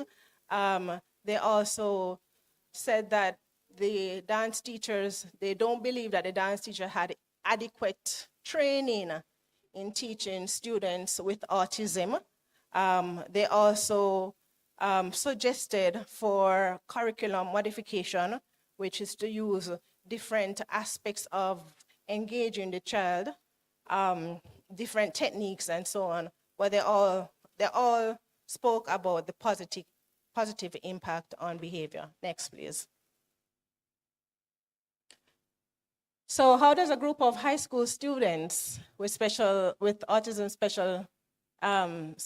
spectrum disorder feel about participating in dance education? They all felt enjoyment and happy. They felt like they were able to make a friend. They felt confident. Although they had challenges, they found different ways to cope with it. So some of them will take a break, walk outside. Some of them will fidget, so they will have a fidget toy with them. And they also spoke of improvement of teaching strategies. So some of them said that, okay, teacher can use a different method and play games and so on. Next, please. So conclusion, yes, teacher training and professional development. So to include special education and neurologic disorder for our dance teachers, and address sensory and communication challenges in dance education, teach strategies to adapt lessons for diverse learners. So we also have the universal design for learning, which is also multiple ways that, as teachers, we can use different methods to reach our students. Encourage inclusive engagement in all activities, promote ongoing learning via workshops, seminars, and online courses. Next, please. Advocacy for inclusive policies and resources. So push for inclusive education policies in dance program, make autism spectrum disorder and inclusion training mandatory for teachers, advocate for equitable funding and resources allocation for the schools, support legislation and promote accessibility in arts education. Next, please. Another, improved communication and interaction among stakeholders to promote collaboration with teachers, parents, admins, and special education professionals. Discuss individual plannings during professional development training. Parental involvement boosts students' responsibility, attendance, and growth. And active parent engagement enhances both learning outcomes and parent-child bonds. And my final slide is research and evaluation. So conduct more studies on inclusive dance education and its impact of students with autism spectrum disorder. Explore long-term effects on academic and social development. Investigate teaching strategies in integrated dance settings and compare practices across varied educational contexts. Use findings to improve professional training, curriculum, resources, and policies for inclusive dance. And that's it. The end of my research. Thank you.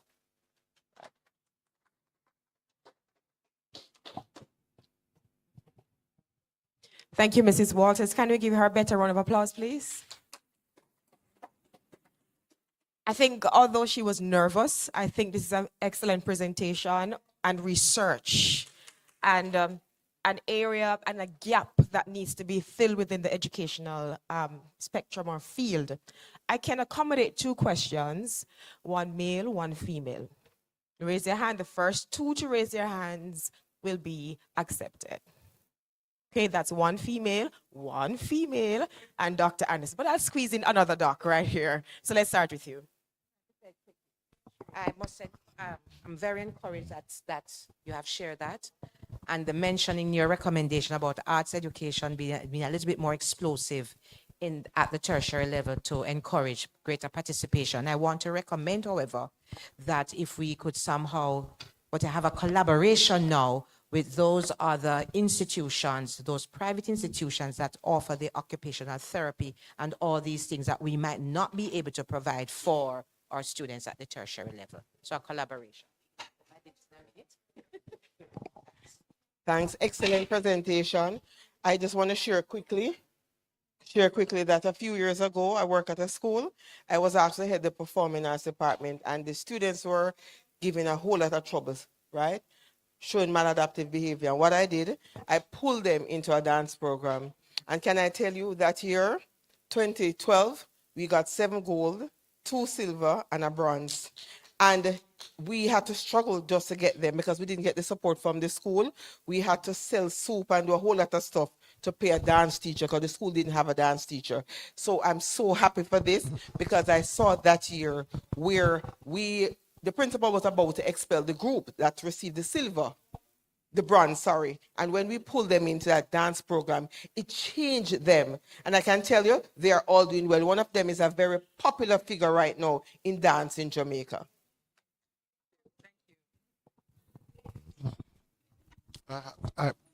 Just a quick comment I have is just how do we incorporate what you have found into the teacher education curriculum? As if you listen to the students this morning, they had concern as to how competent they are in getting out there and treating with some of the special need issues.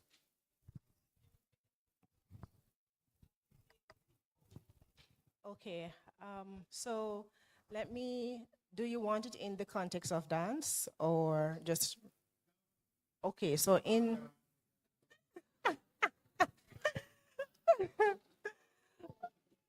okay, well, now using different assistive devices, using different tools, and also teaching strategies.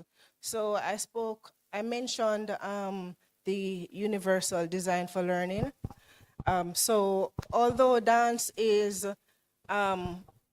it's a creative art, it's expressive, and students with autism, they have issue with expressing themselves, right?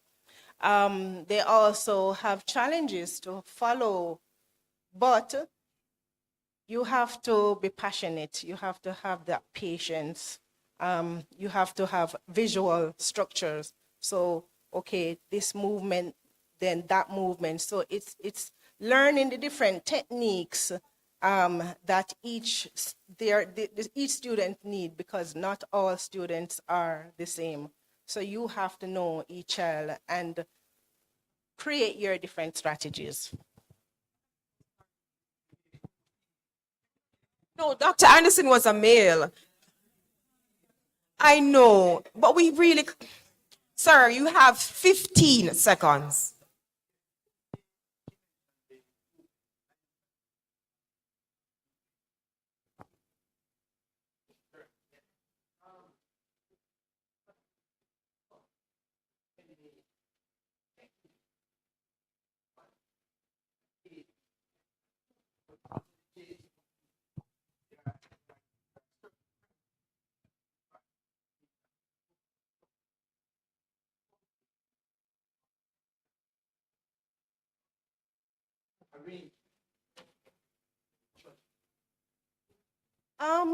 Well, I like that question, right? Yes, not all students are the same, and especially when you go to JCDC, the judges do also bear that in mind, that this group also has students with autism. So they also group the students based on that as well. Thank you. Thank you so much for your questions. Mrs. Waters, could you come back here for me, please? On behalf of the TCJ, we would like to thank you so much for a thrilling and engaging discussion. We think we have opened a door that we need to go through, and we need to have this discussion further. I think Dr. Anderson has started that discussion, and we need to look at autism and special needs a little bit more closely in Jamaica. Thank you so much.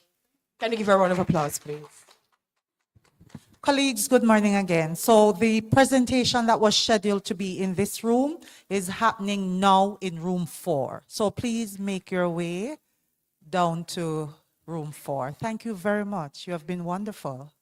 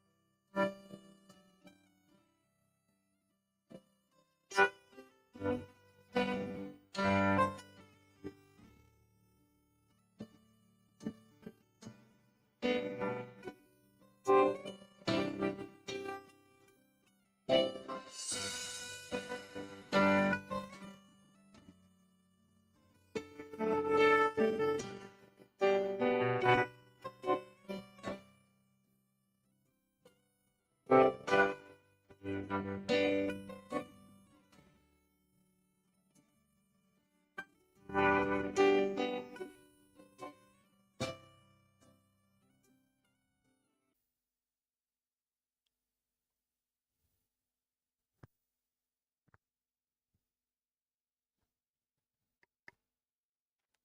who are close.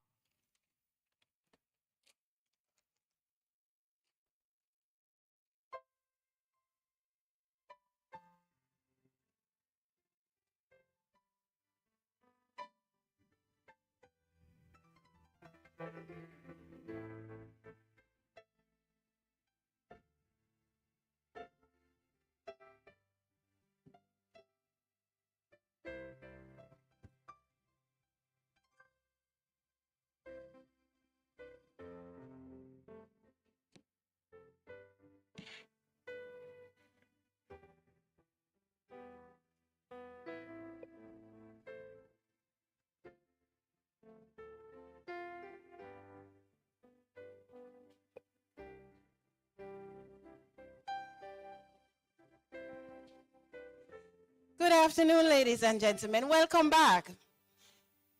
Good afternoon. We have made it back. We have come to the end of what can be described as a wonderful, delightful feast of intellectual exchange. Madam Chair said intellectual discourse. Now, this wouldn't have been possible without you. Give yourselves a round of applause. Now, ladies and gentlemen, I know many of you are you're here for different reasons. Some of you are here to just unwind because you would have presented papers. You were worried about them. And some of you are here because we have wonderful prizes for you. And some of you are here because you want to say that last goodbye to the persons that you have met. Because one of the reasons why we have these conferences among our TCJ colleges is for us to get to know each other a little bit better. And certainly from the research board, we have just done just that. We have worked together for a year, almost a year, to put this together. And an event like this would not have been possible without a number of persons. Now, my name is Jolette Russell, and I am the research board chair.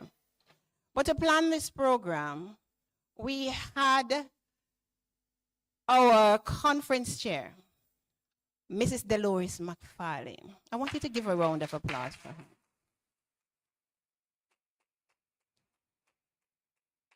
She, remain standing there.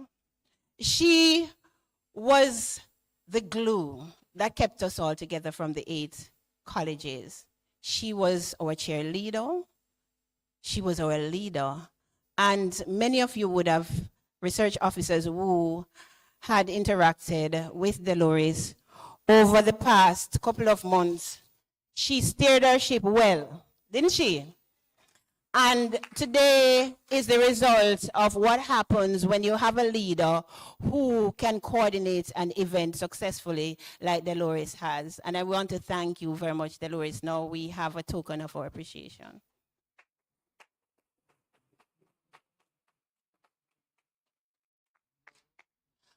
Okay, ladies and gentlemen on the outside, we're making a final appeal for you to come and join us.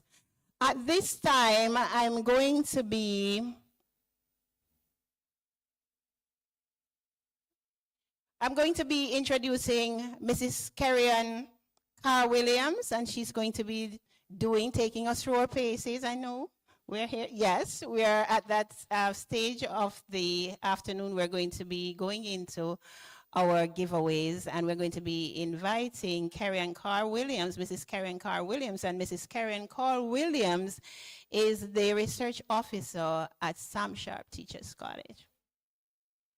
Oh, so the exhibitors are here. Oh, okay. So did you sign up? Did you sign up? All right, so who are we going to be taking first? We have Tip Friendly Society, JTA Cooperative Credit Union. JTA is going to come first.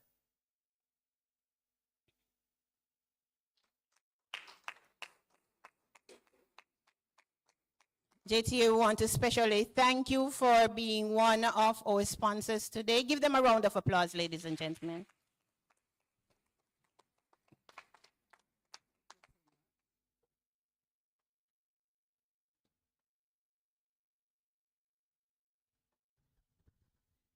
Good afternoon, everyone.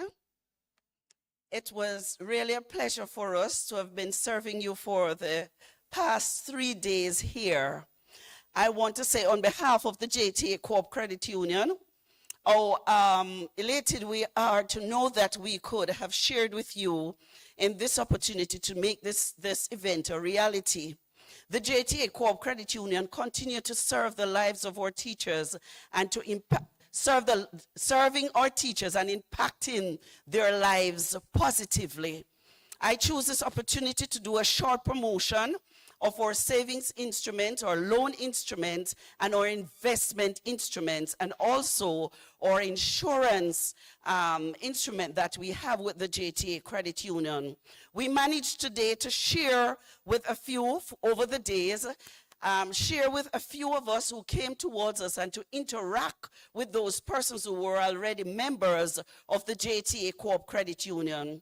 Just to highlight today that as a credit union member, you can get at least 10 times of whatever your savings is.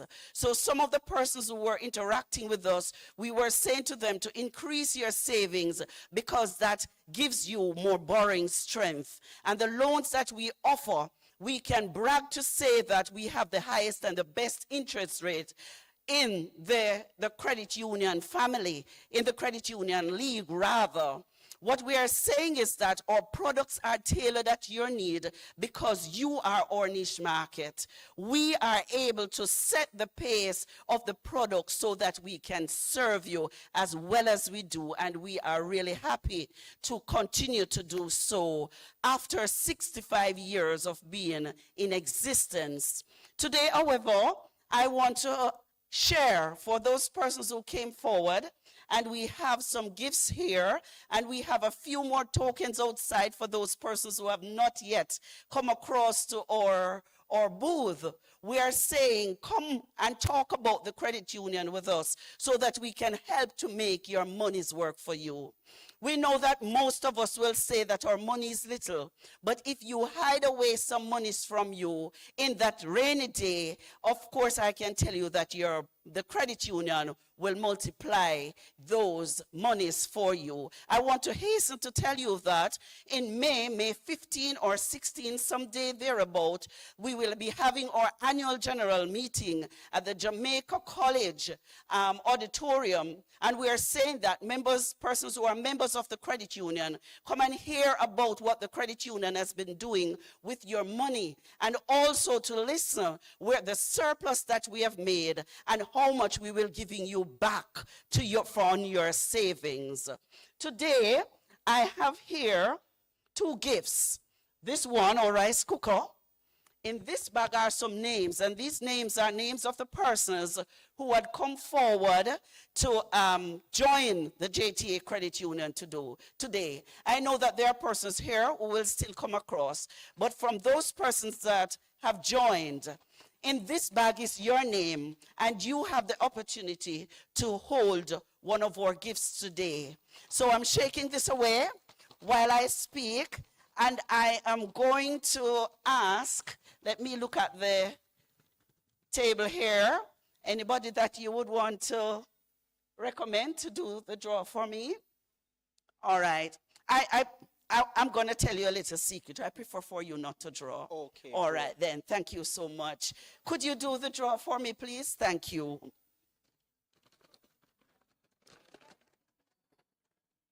I did not say anything. I just prefer for a lady to pull for me today. Is that okay? I will rest the legs of the gentleman, right? So I'm shaking away, and I'm shaking away.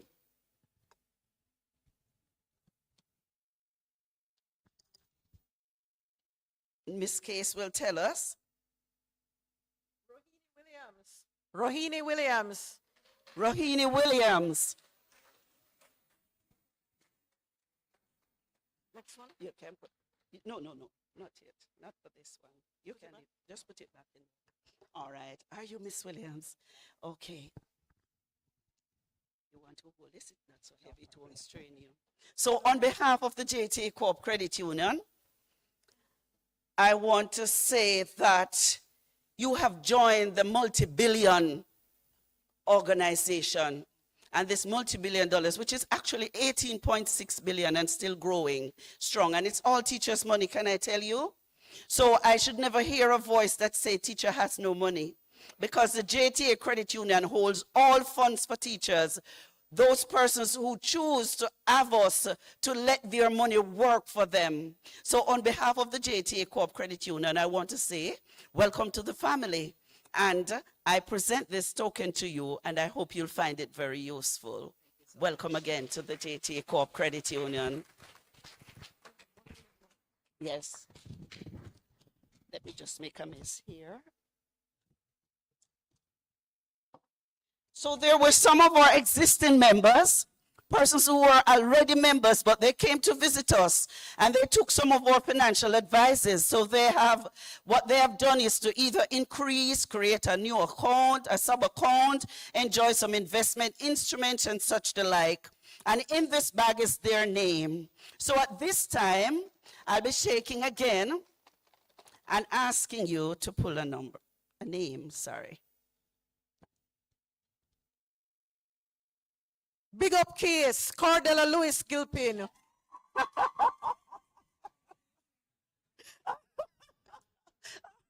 I wouldn't know which name would come. Yes, Miss Gilpin, I see her I'm sure she's on the outside. I saw her just a few minutes ago. I don't want to do a countdown. Can someone from case just, no, I don't, that you pull her name, no. Of course, one of our students is coming forward.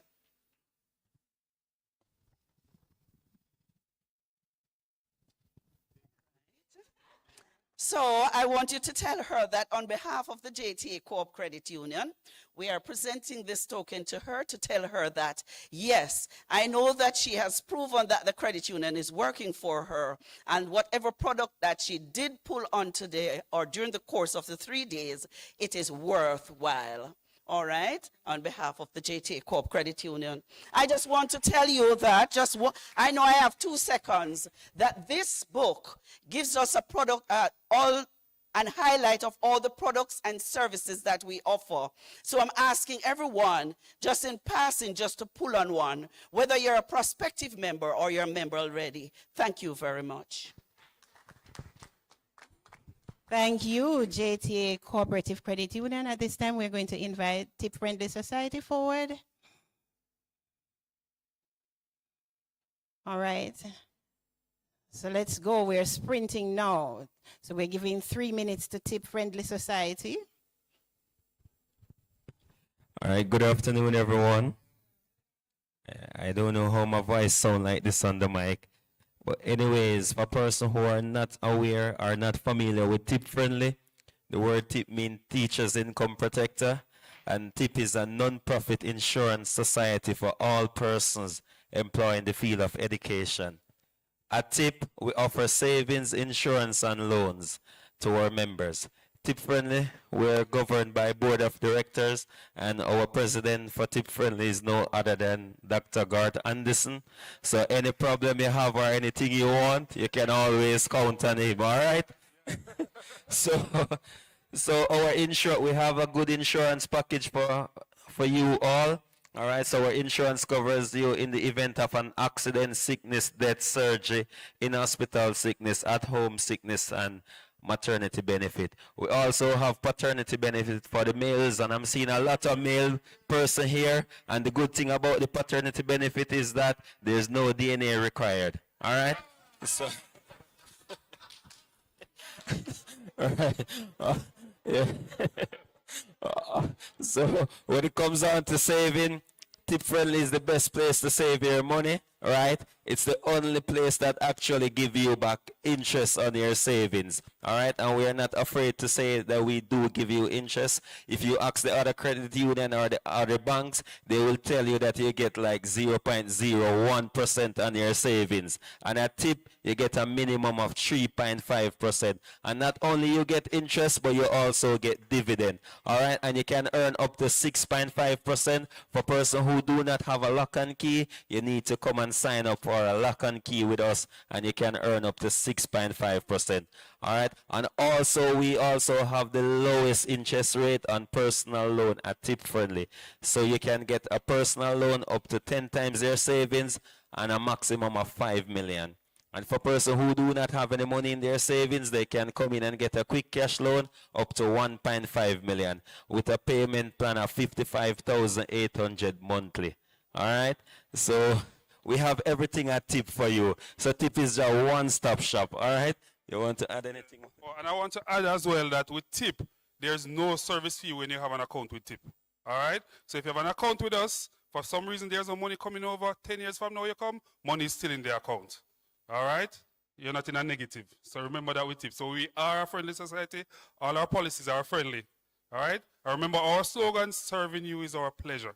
All right? So a part of that. So we're going to serve you today and do some prizes here for persons who sign up for membership and also for persons who are current members and they have upgraded their account. And I want you to look at your account like a car insurance. Every year you upgrade, you renew your insurance with tip. Every year you increase your premium, increase what you send to tip. That's how the plan will work for you, all right? So always remember that. So don't tell me say you did the one last year. This year's a new year, and I think Dr. Anderson was saying that you're getting what, 3 increments increase? It's true?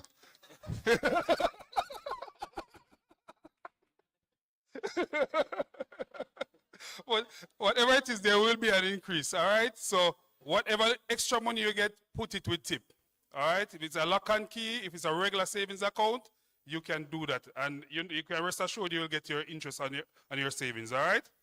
All right, so first, which one we're going to do first? All right, so for persons who join up with us today, we're going to do the draw. And yeah, well, for today, from Wednesday, yesterday, and today. All right? So for persons who just joined the tip family, yeah, man, can I give it to him? So Dr. Anson will pull the name of that lucky winner. And while he's doing the pulling, I want to just big up all the persons from D Money College and Case, because those are my schools. No. And I also want to say big up everybody here from CTC, the best college. Right, and you see, as we talk about CTC, we have Fitzroy Beatley.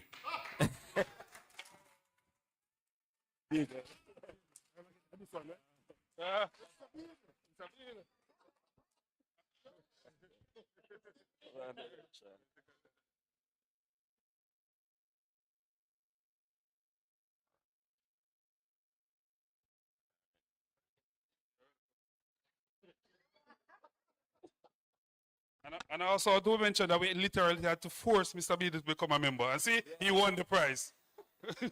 It took us 2 days to sign him up. Normally it takes 5 minutes. All right, so next we have persons who upgraded their account. So we decided that we had shown only one prize outside, but we decided we're going to add another prize. All right? Because we love you guys so much. So it's 2 prizes for persons who upgrade their account today. We don't want to pick his school again, so we're going to use somebody else, somebody who's not affiliated with Church Teachers College. All right, so let's see who's the first person who will walk away with one of these prizes. And the winner is...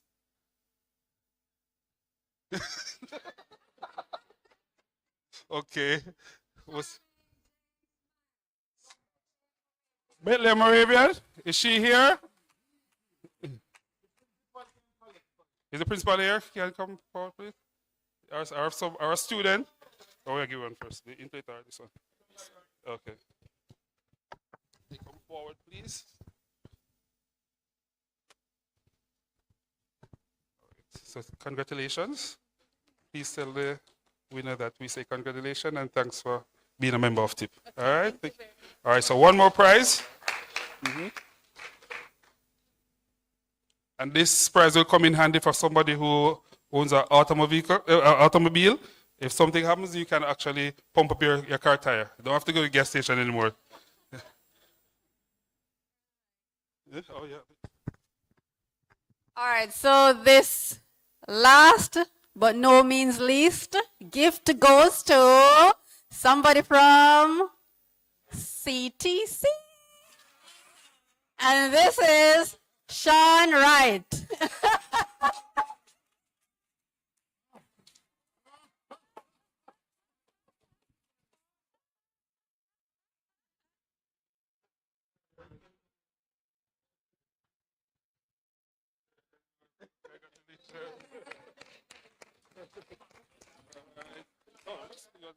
Okay, so just in closing, thank you all for coming to the booth and for all our members. I remember we're still available.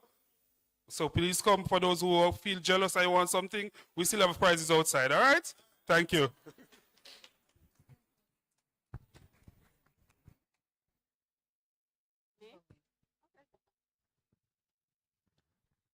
Okay, so all good things must come to an end, and we are going to end with giveaways. It is Dr. Maya Angelou who said, when you get you, give, and when you learn you, teach. All right.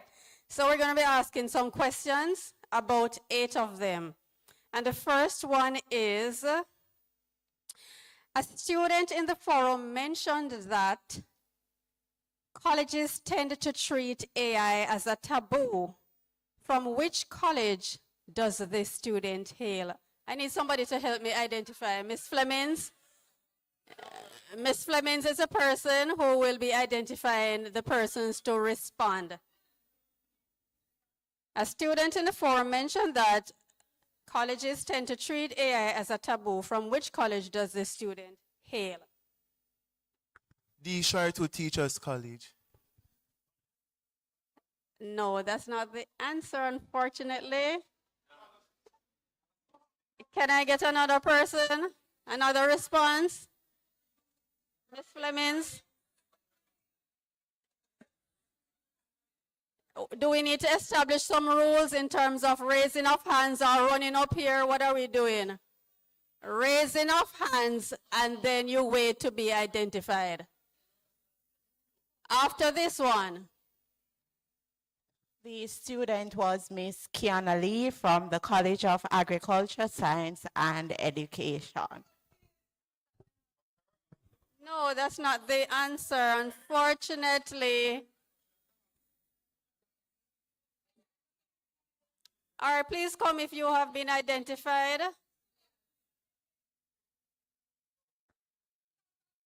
Shout out the answer. Ding, ding, ding, St. Joseph Teachers College. Next, there is a gentleman who mentioned that we need to get with the times. He spoke about the STEM, the STEAM, the STREAM, and he said something about the methods are antiquated. And these methods are not effective. In terms of expanding the careers and all these things that he mentioned, could you say which college this person came from and tell me the person's name? Shout it out.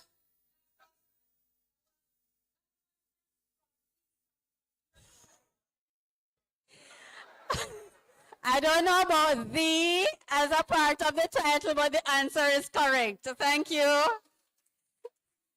right, next question. There's this person who said we lack vision. As young teachers, we need to bring something new to the table. We can't blend in with the other old teachers. We need to be creative. Who said these profound statements?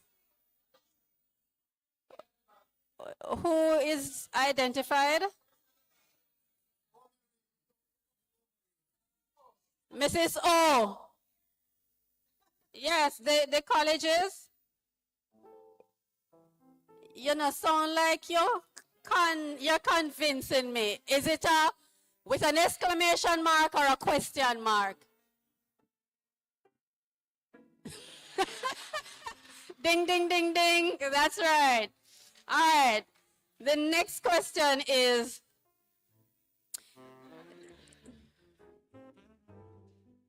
there is an individual who said we need to be cautious with the scare techniques about the use of technology taking over our jobs. Who said this? This was We need to be cautious with the scare techniques about the use of technology taking over our jobs. Who said this? Kiana Lee from the College of Agriculture, Science and Education. You're practicing for the quiz competition? All right, that's right. All right, so we're moving on. This question is, I would like somebody to bring 2 items that has the TCJ logo on it. The first person to bring 2 items with the TCJ logo on it. First person, 2 items. Yanika, give it to Yanika. 2 items with the TCJ logo on it. Quick and fast. All right. So that was the marathon one. Next question. What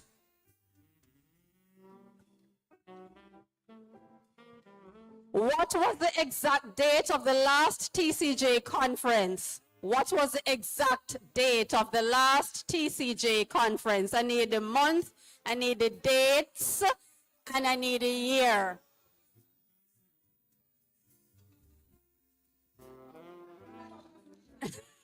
Ava was in charge. Ava is disqualified. Sorry. Are we really disqualifying Ava? It's all right. April 19 to 21, 2023. Correct. And we're moving on. Can anyone give me the name of 2 college logos which doesn't have any animals? I need 2 college logos which doesn't have any animals on it. I'm not going to ask you to tell me the animals. Just give me, well, I'm not going to ask you to say anything other than give me the 2 colleges that their logo doesn't have any animals on it. GC Foster College and Church's Teachers College. I'm sorry, one is incorrect. Can I get another one? One is correct and one is incorrect.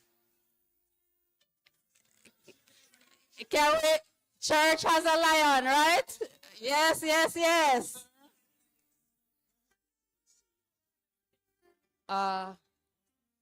St. Joseph's Teachers College and GC Foster College. Correct. All right. Next question. What is the theme for this year's conference? The first person.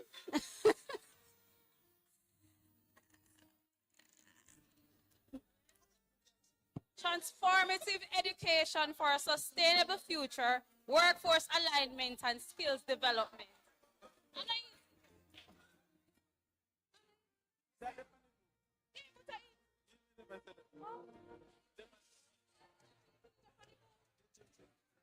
All right, so I see two baskets on the table and I see 2 bags on the floor. Yes, go ahead, please.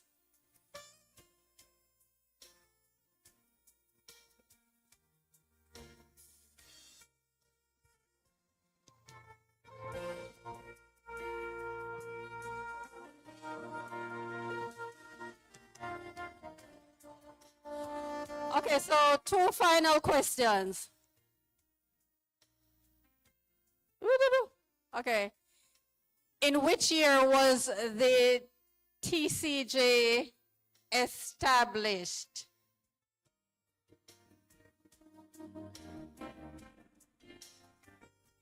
Ms. Dillon is disqualified.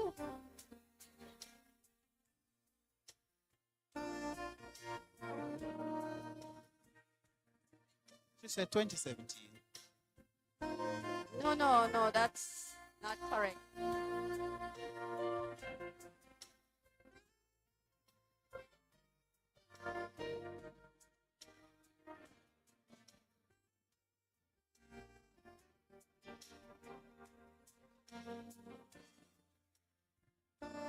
(2014). No, incorrect.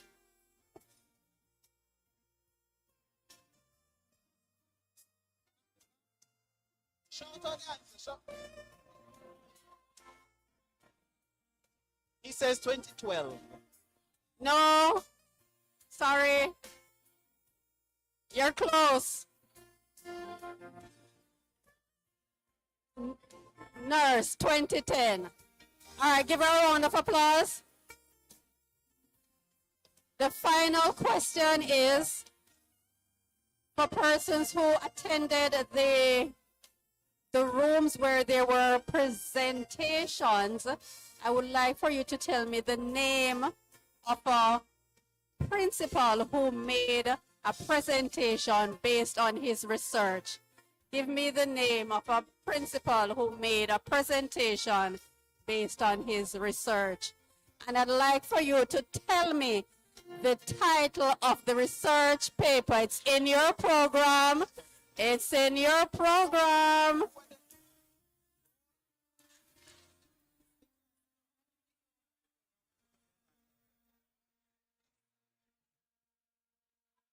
Okay. Dr. Ricardo. Yeah, Dr. Ricardo Bennett. Title, The Impact of Mentorship and Feedback on Teacher Preparation in Jamaica. And where is Miss Dr. Bennett from? Sam Shaw, the Sam Shaw Peters College. Wrong.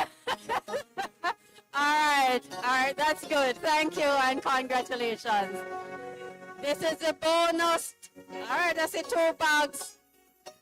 And I have a question, which is, who are the 2 newest principals who have joined the tertiary space, the TCJ space? And the colleges they are from, the 2 newest principals and the colleges that they're from. Let's shout it out.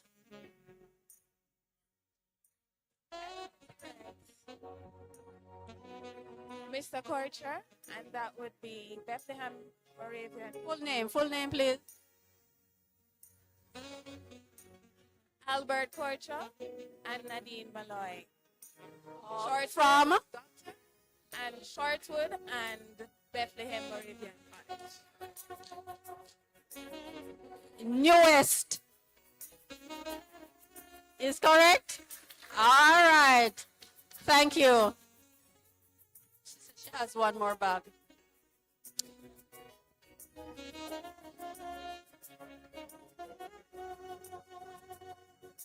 All right, so there's a bonus question. I would like for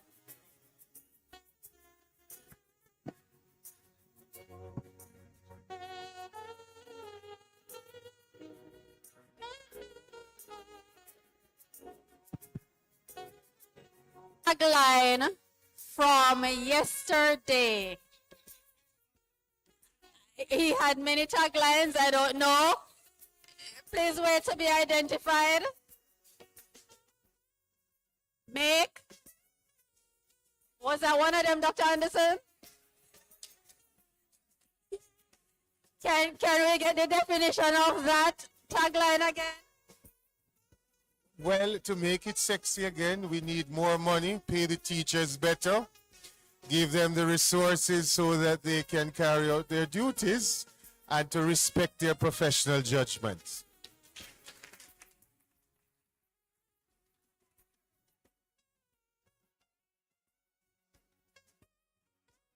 At this time, I'm going to kindly ask Dr. Anderson.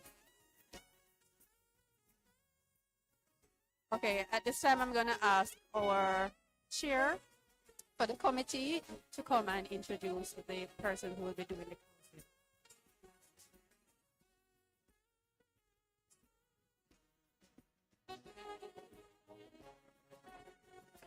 Good afternoon, everyone. So, of course, this research conference would not have been possible without the support and hard work of the various committees. I will call the names of the members of the various committees, and you will come quickly to get your token. So I'll start with the abstract or peer reviewers committee, and that was chaired by Dr. Khadija Williams, who is unavoidably absent. But the other members include Dr. Michelle Black, co-chair, Mrs. Dawn Ellis Johnson, Mrs. Karen Ennis Henry, Mrs. Colleen Elliott Norman, Mrs. Jolette Russell, and Mrs. Josiah Lawrence Brown. Round of applause for the Abstract Peer Reviewers Committee. Then we have the sponsorship committee, which was headed by Mrs. Jolette Russell. Members of the committee include Mrs. Karen Carr, yours truly, Mrs. Ashley Randall Whiteley, Mr. Dwayne Daly, Mrs. Hope Gay Williams Luton, Mr. Charlene Gordon, Mrs. Charlene Gordon, Mrs. Shanique Bennett, and Miss Sasha Gay Henry.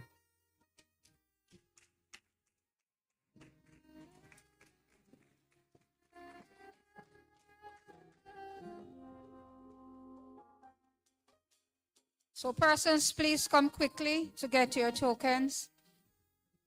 Marketing, promotion, and publications. Chair, Mrs. Karen Carr, Miss Caroni Gregory, Miss Kimberly Ashley, Mrs. Erica Dillon, and Miss Yanika Flemings. Programs and magazine, chaired by Mr. Sean Wright and co-chaired by yours truly. Other members include Mrs. Francine White McLean, Mrs. Farah Christian McGowan, Miss Nicole Williams, Miss Tashi Campbell, and Mr. Paul Park.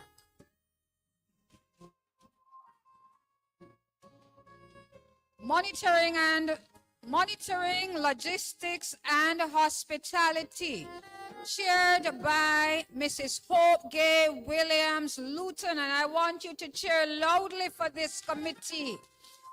Members of the committee, Mrs.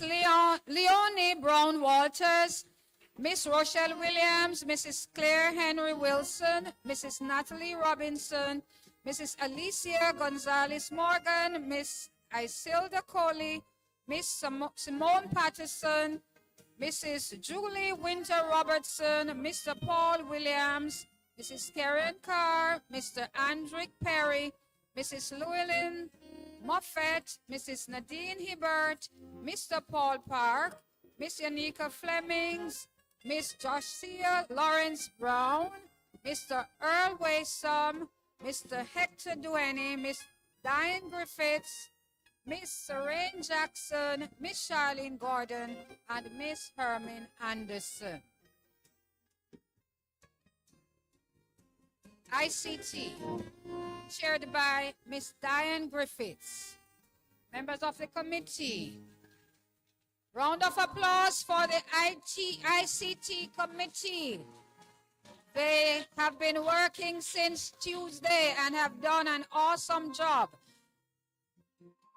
Other members of the committee, Mr. Siobhan Edwards, Mr. Horace Mason, Mr. Chadwick Russell, Mr. Frank Henry, Mr. Fitzroy Beadle, Mrs. Rochelle Harris Borrell, Miss Nico McBean, Mr. Conroy Hall, Mrs. Althea Berger Scott, Mr. Okonsania Smith, Miss Camille Magaw, Mr. Shamar Dakers, Mr. Kemoy Brown, Mrs. Simone Utah Walsh, Miss Dana Mae Alexander, and Miss Allison Hines.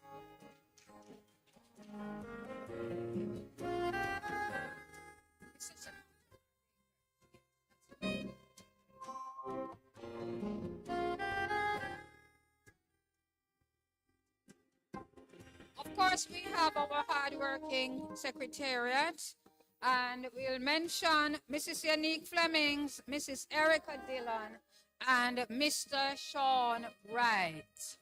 Hardworking members.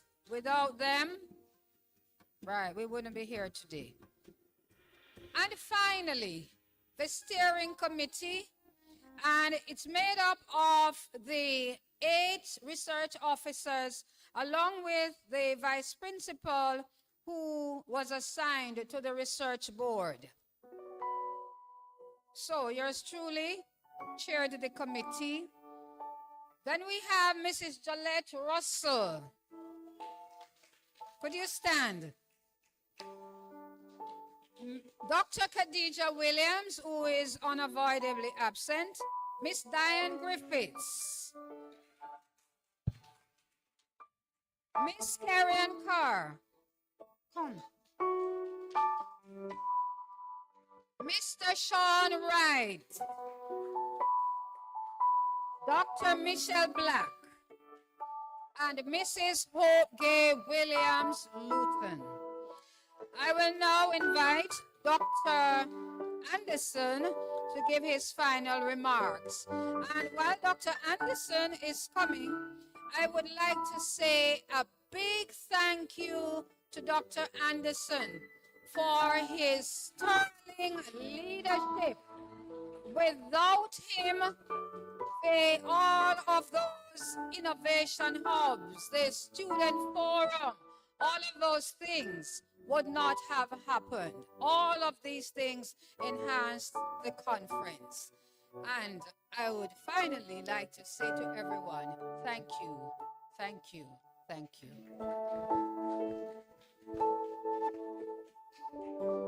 Ladies and gentlemen, while the research officers are getting themselves lined up properly, let me on your behalf thank all of them for the great work that they have done.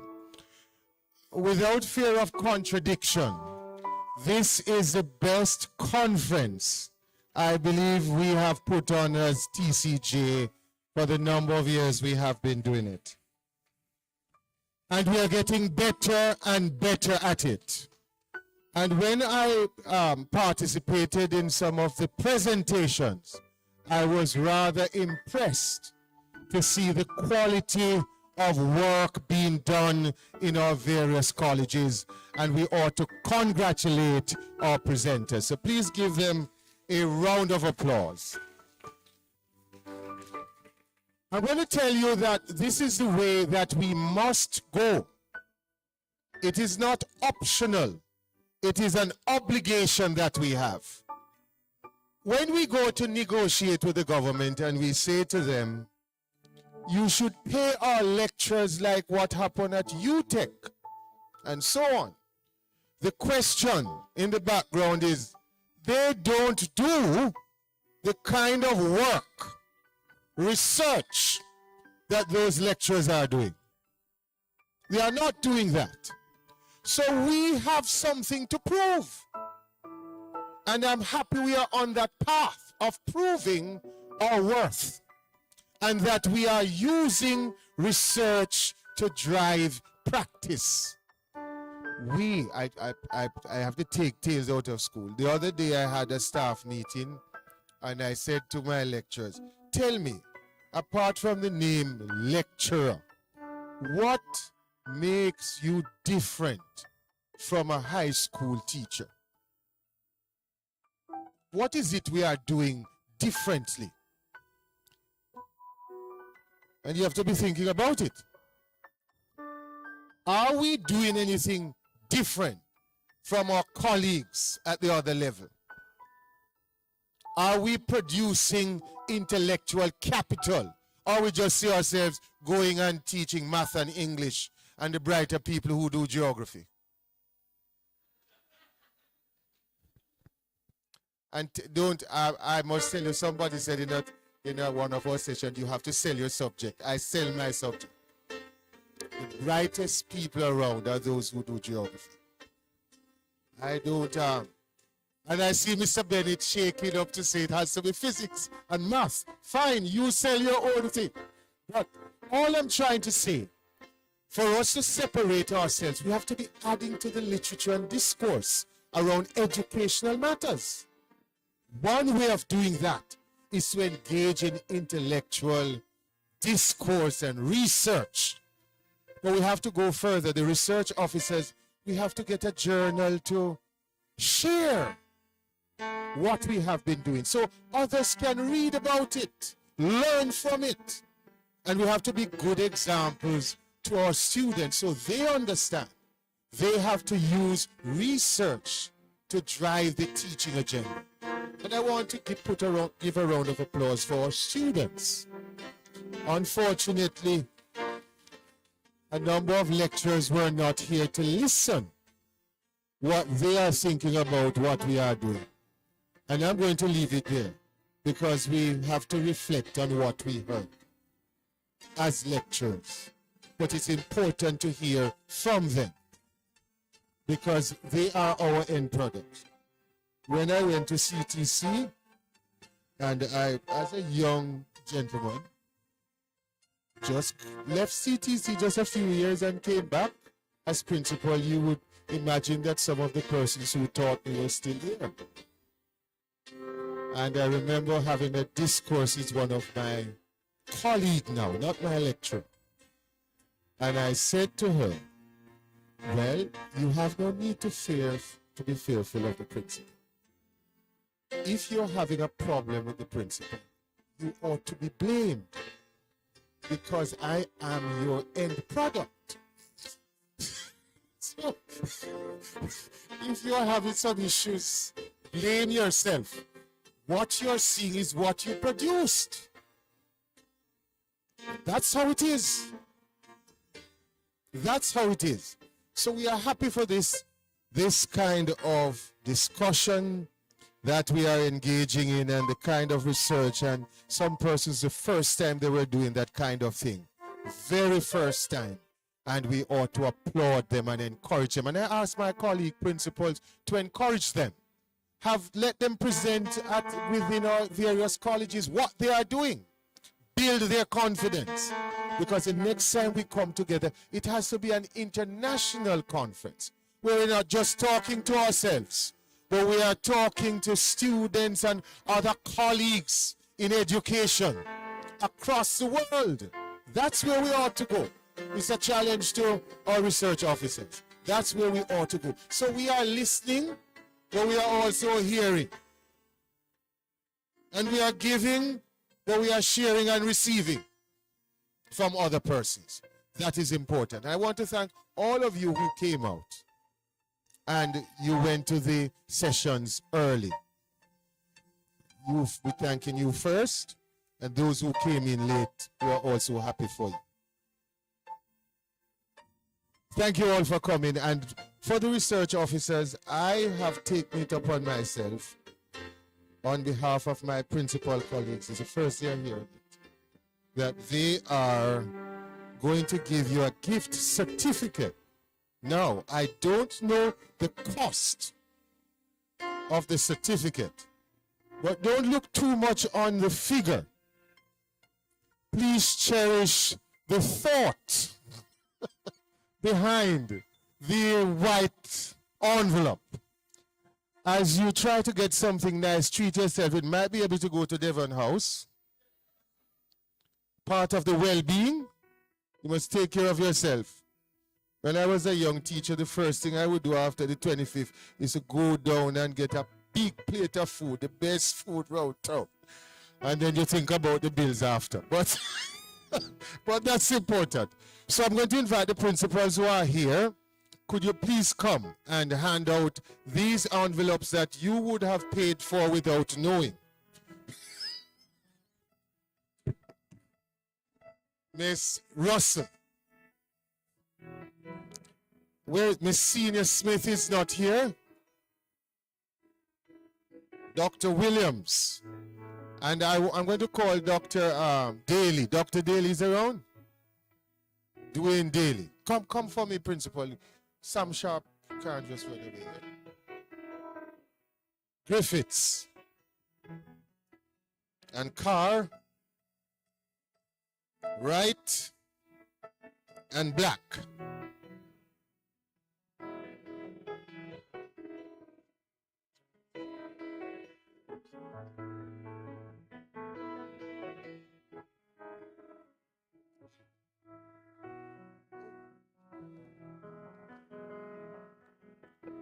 Who is Luton is here?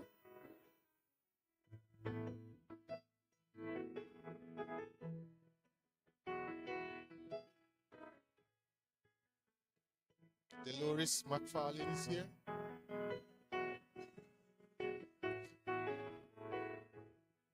Dolores.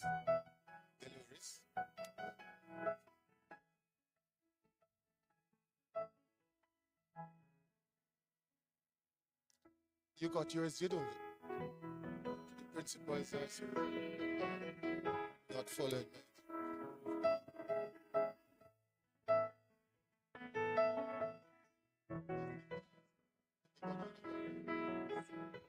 Please put your hands together for our research officers. Give them a round of applause.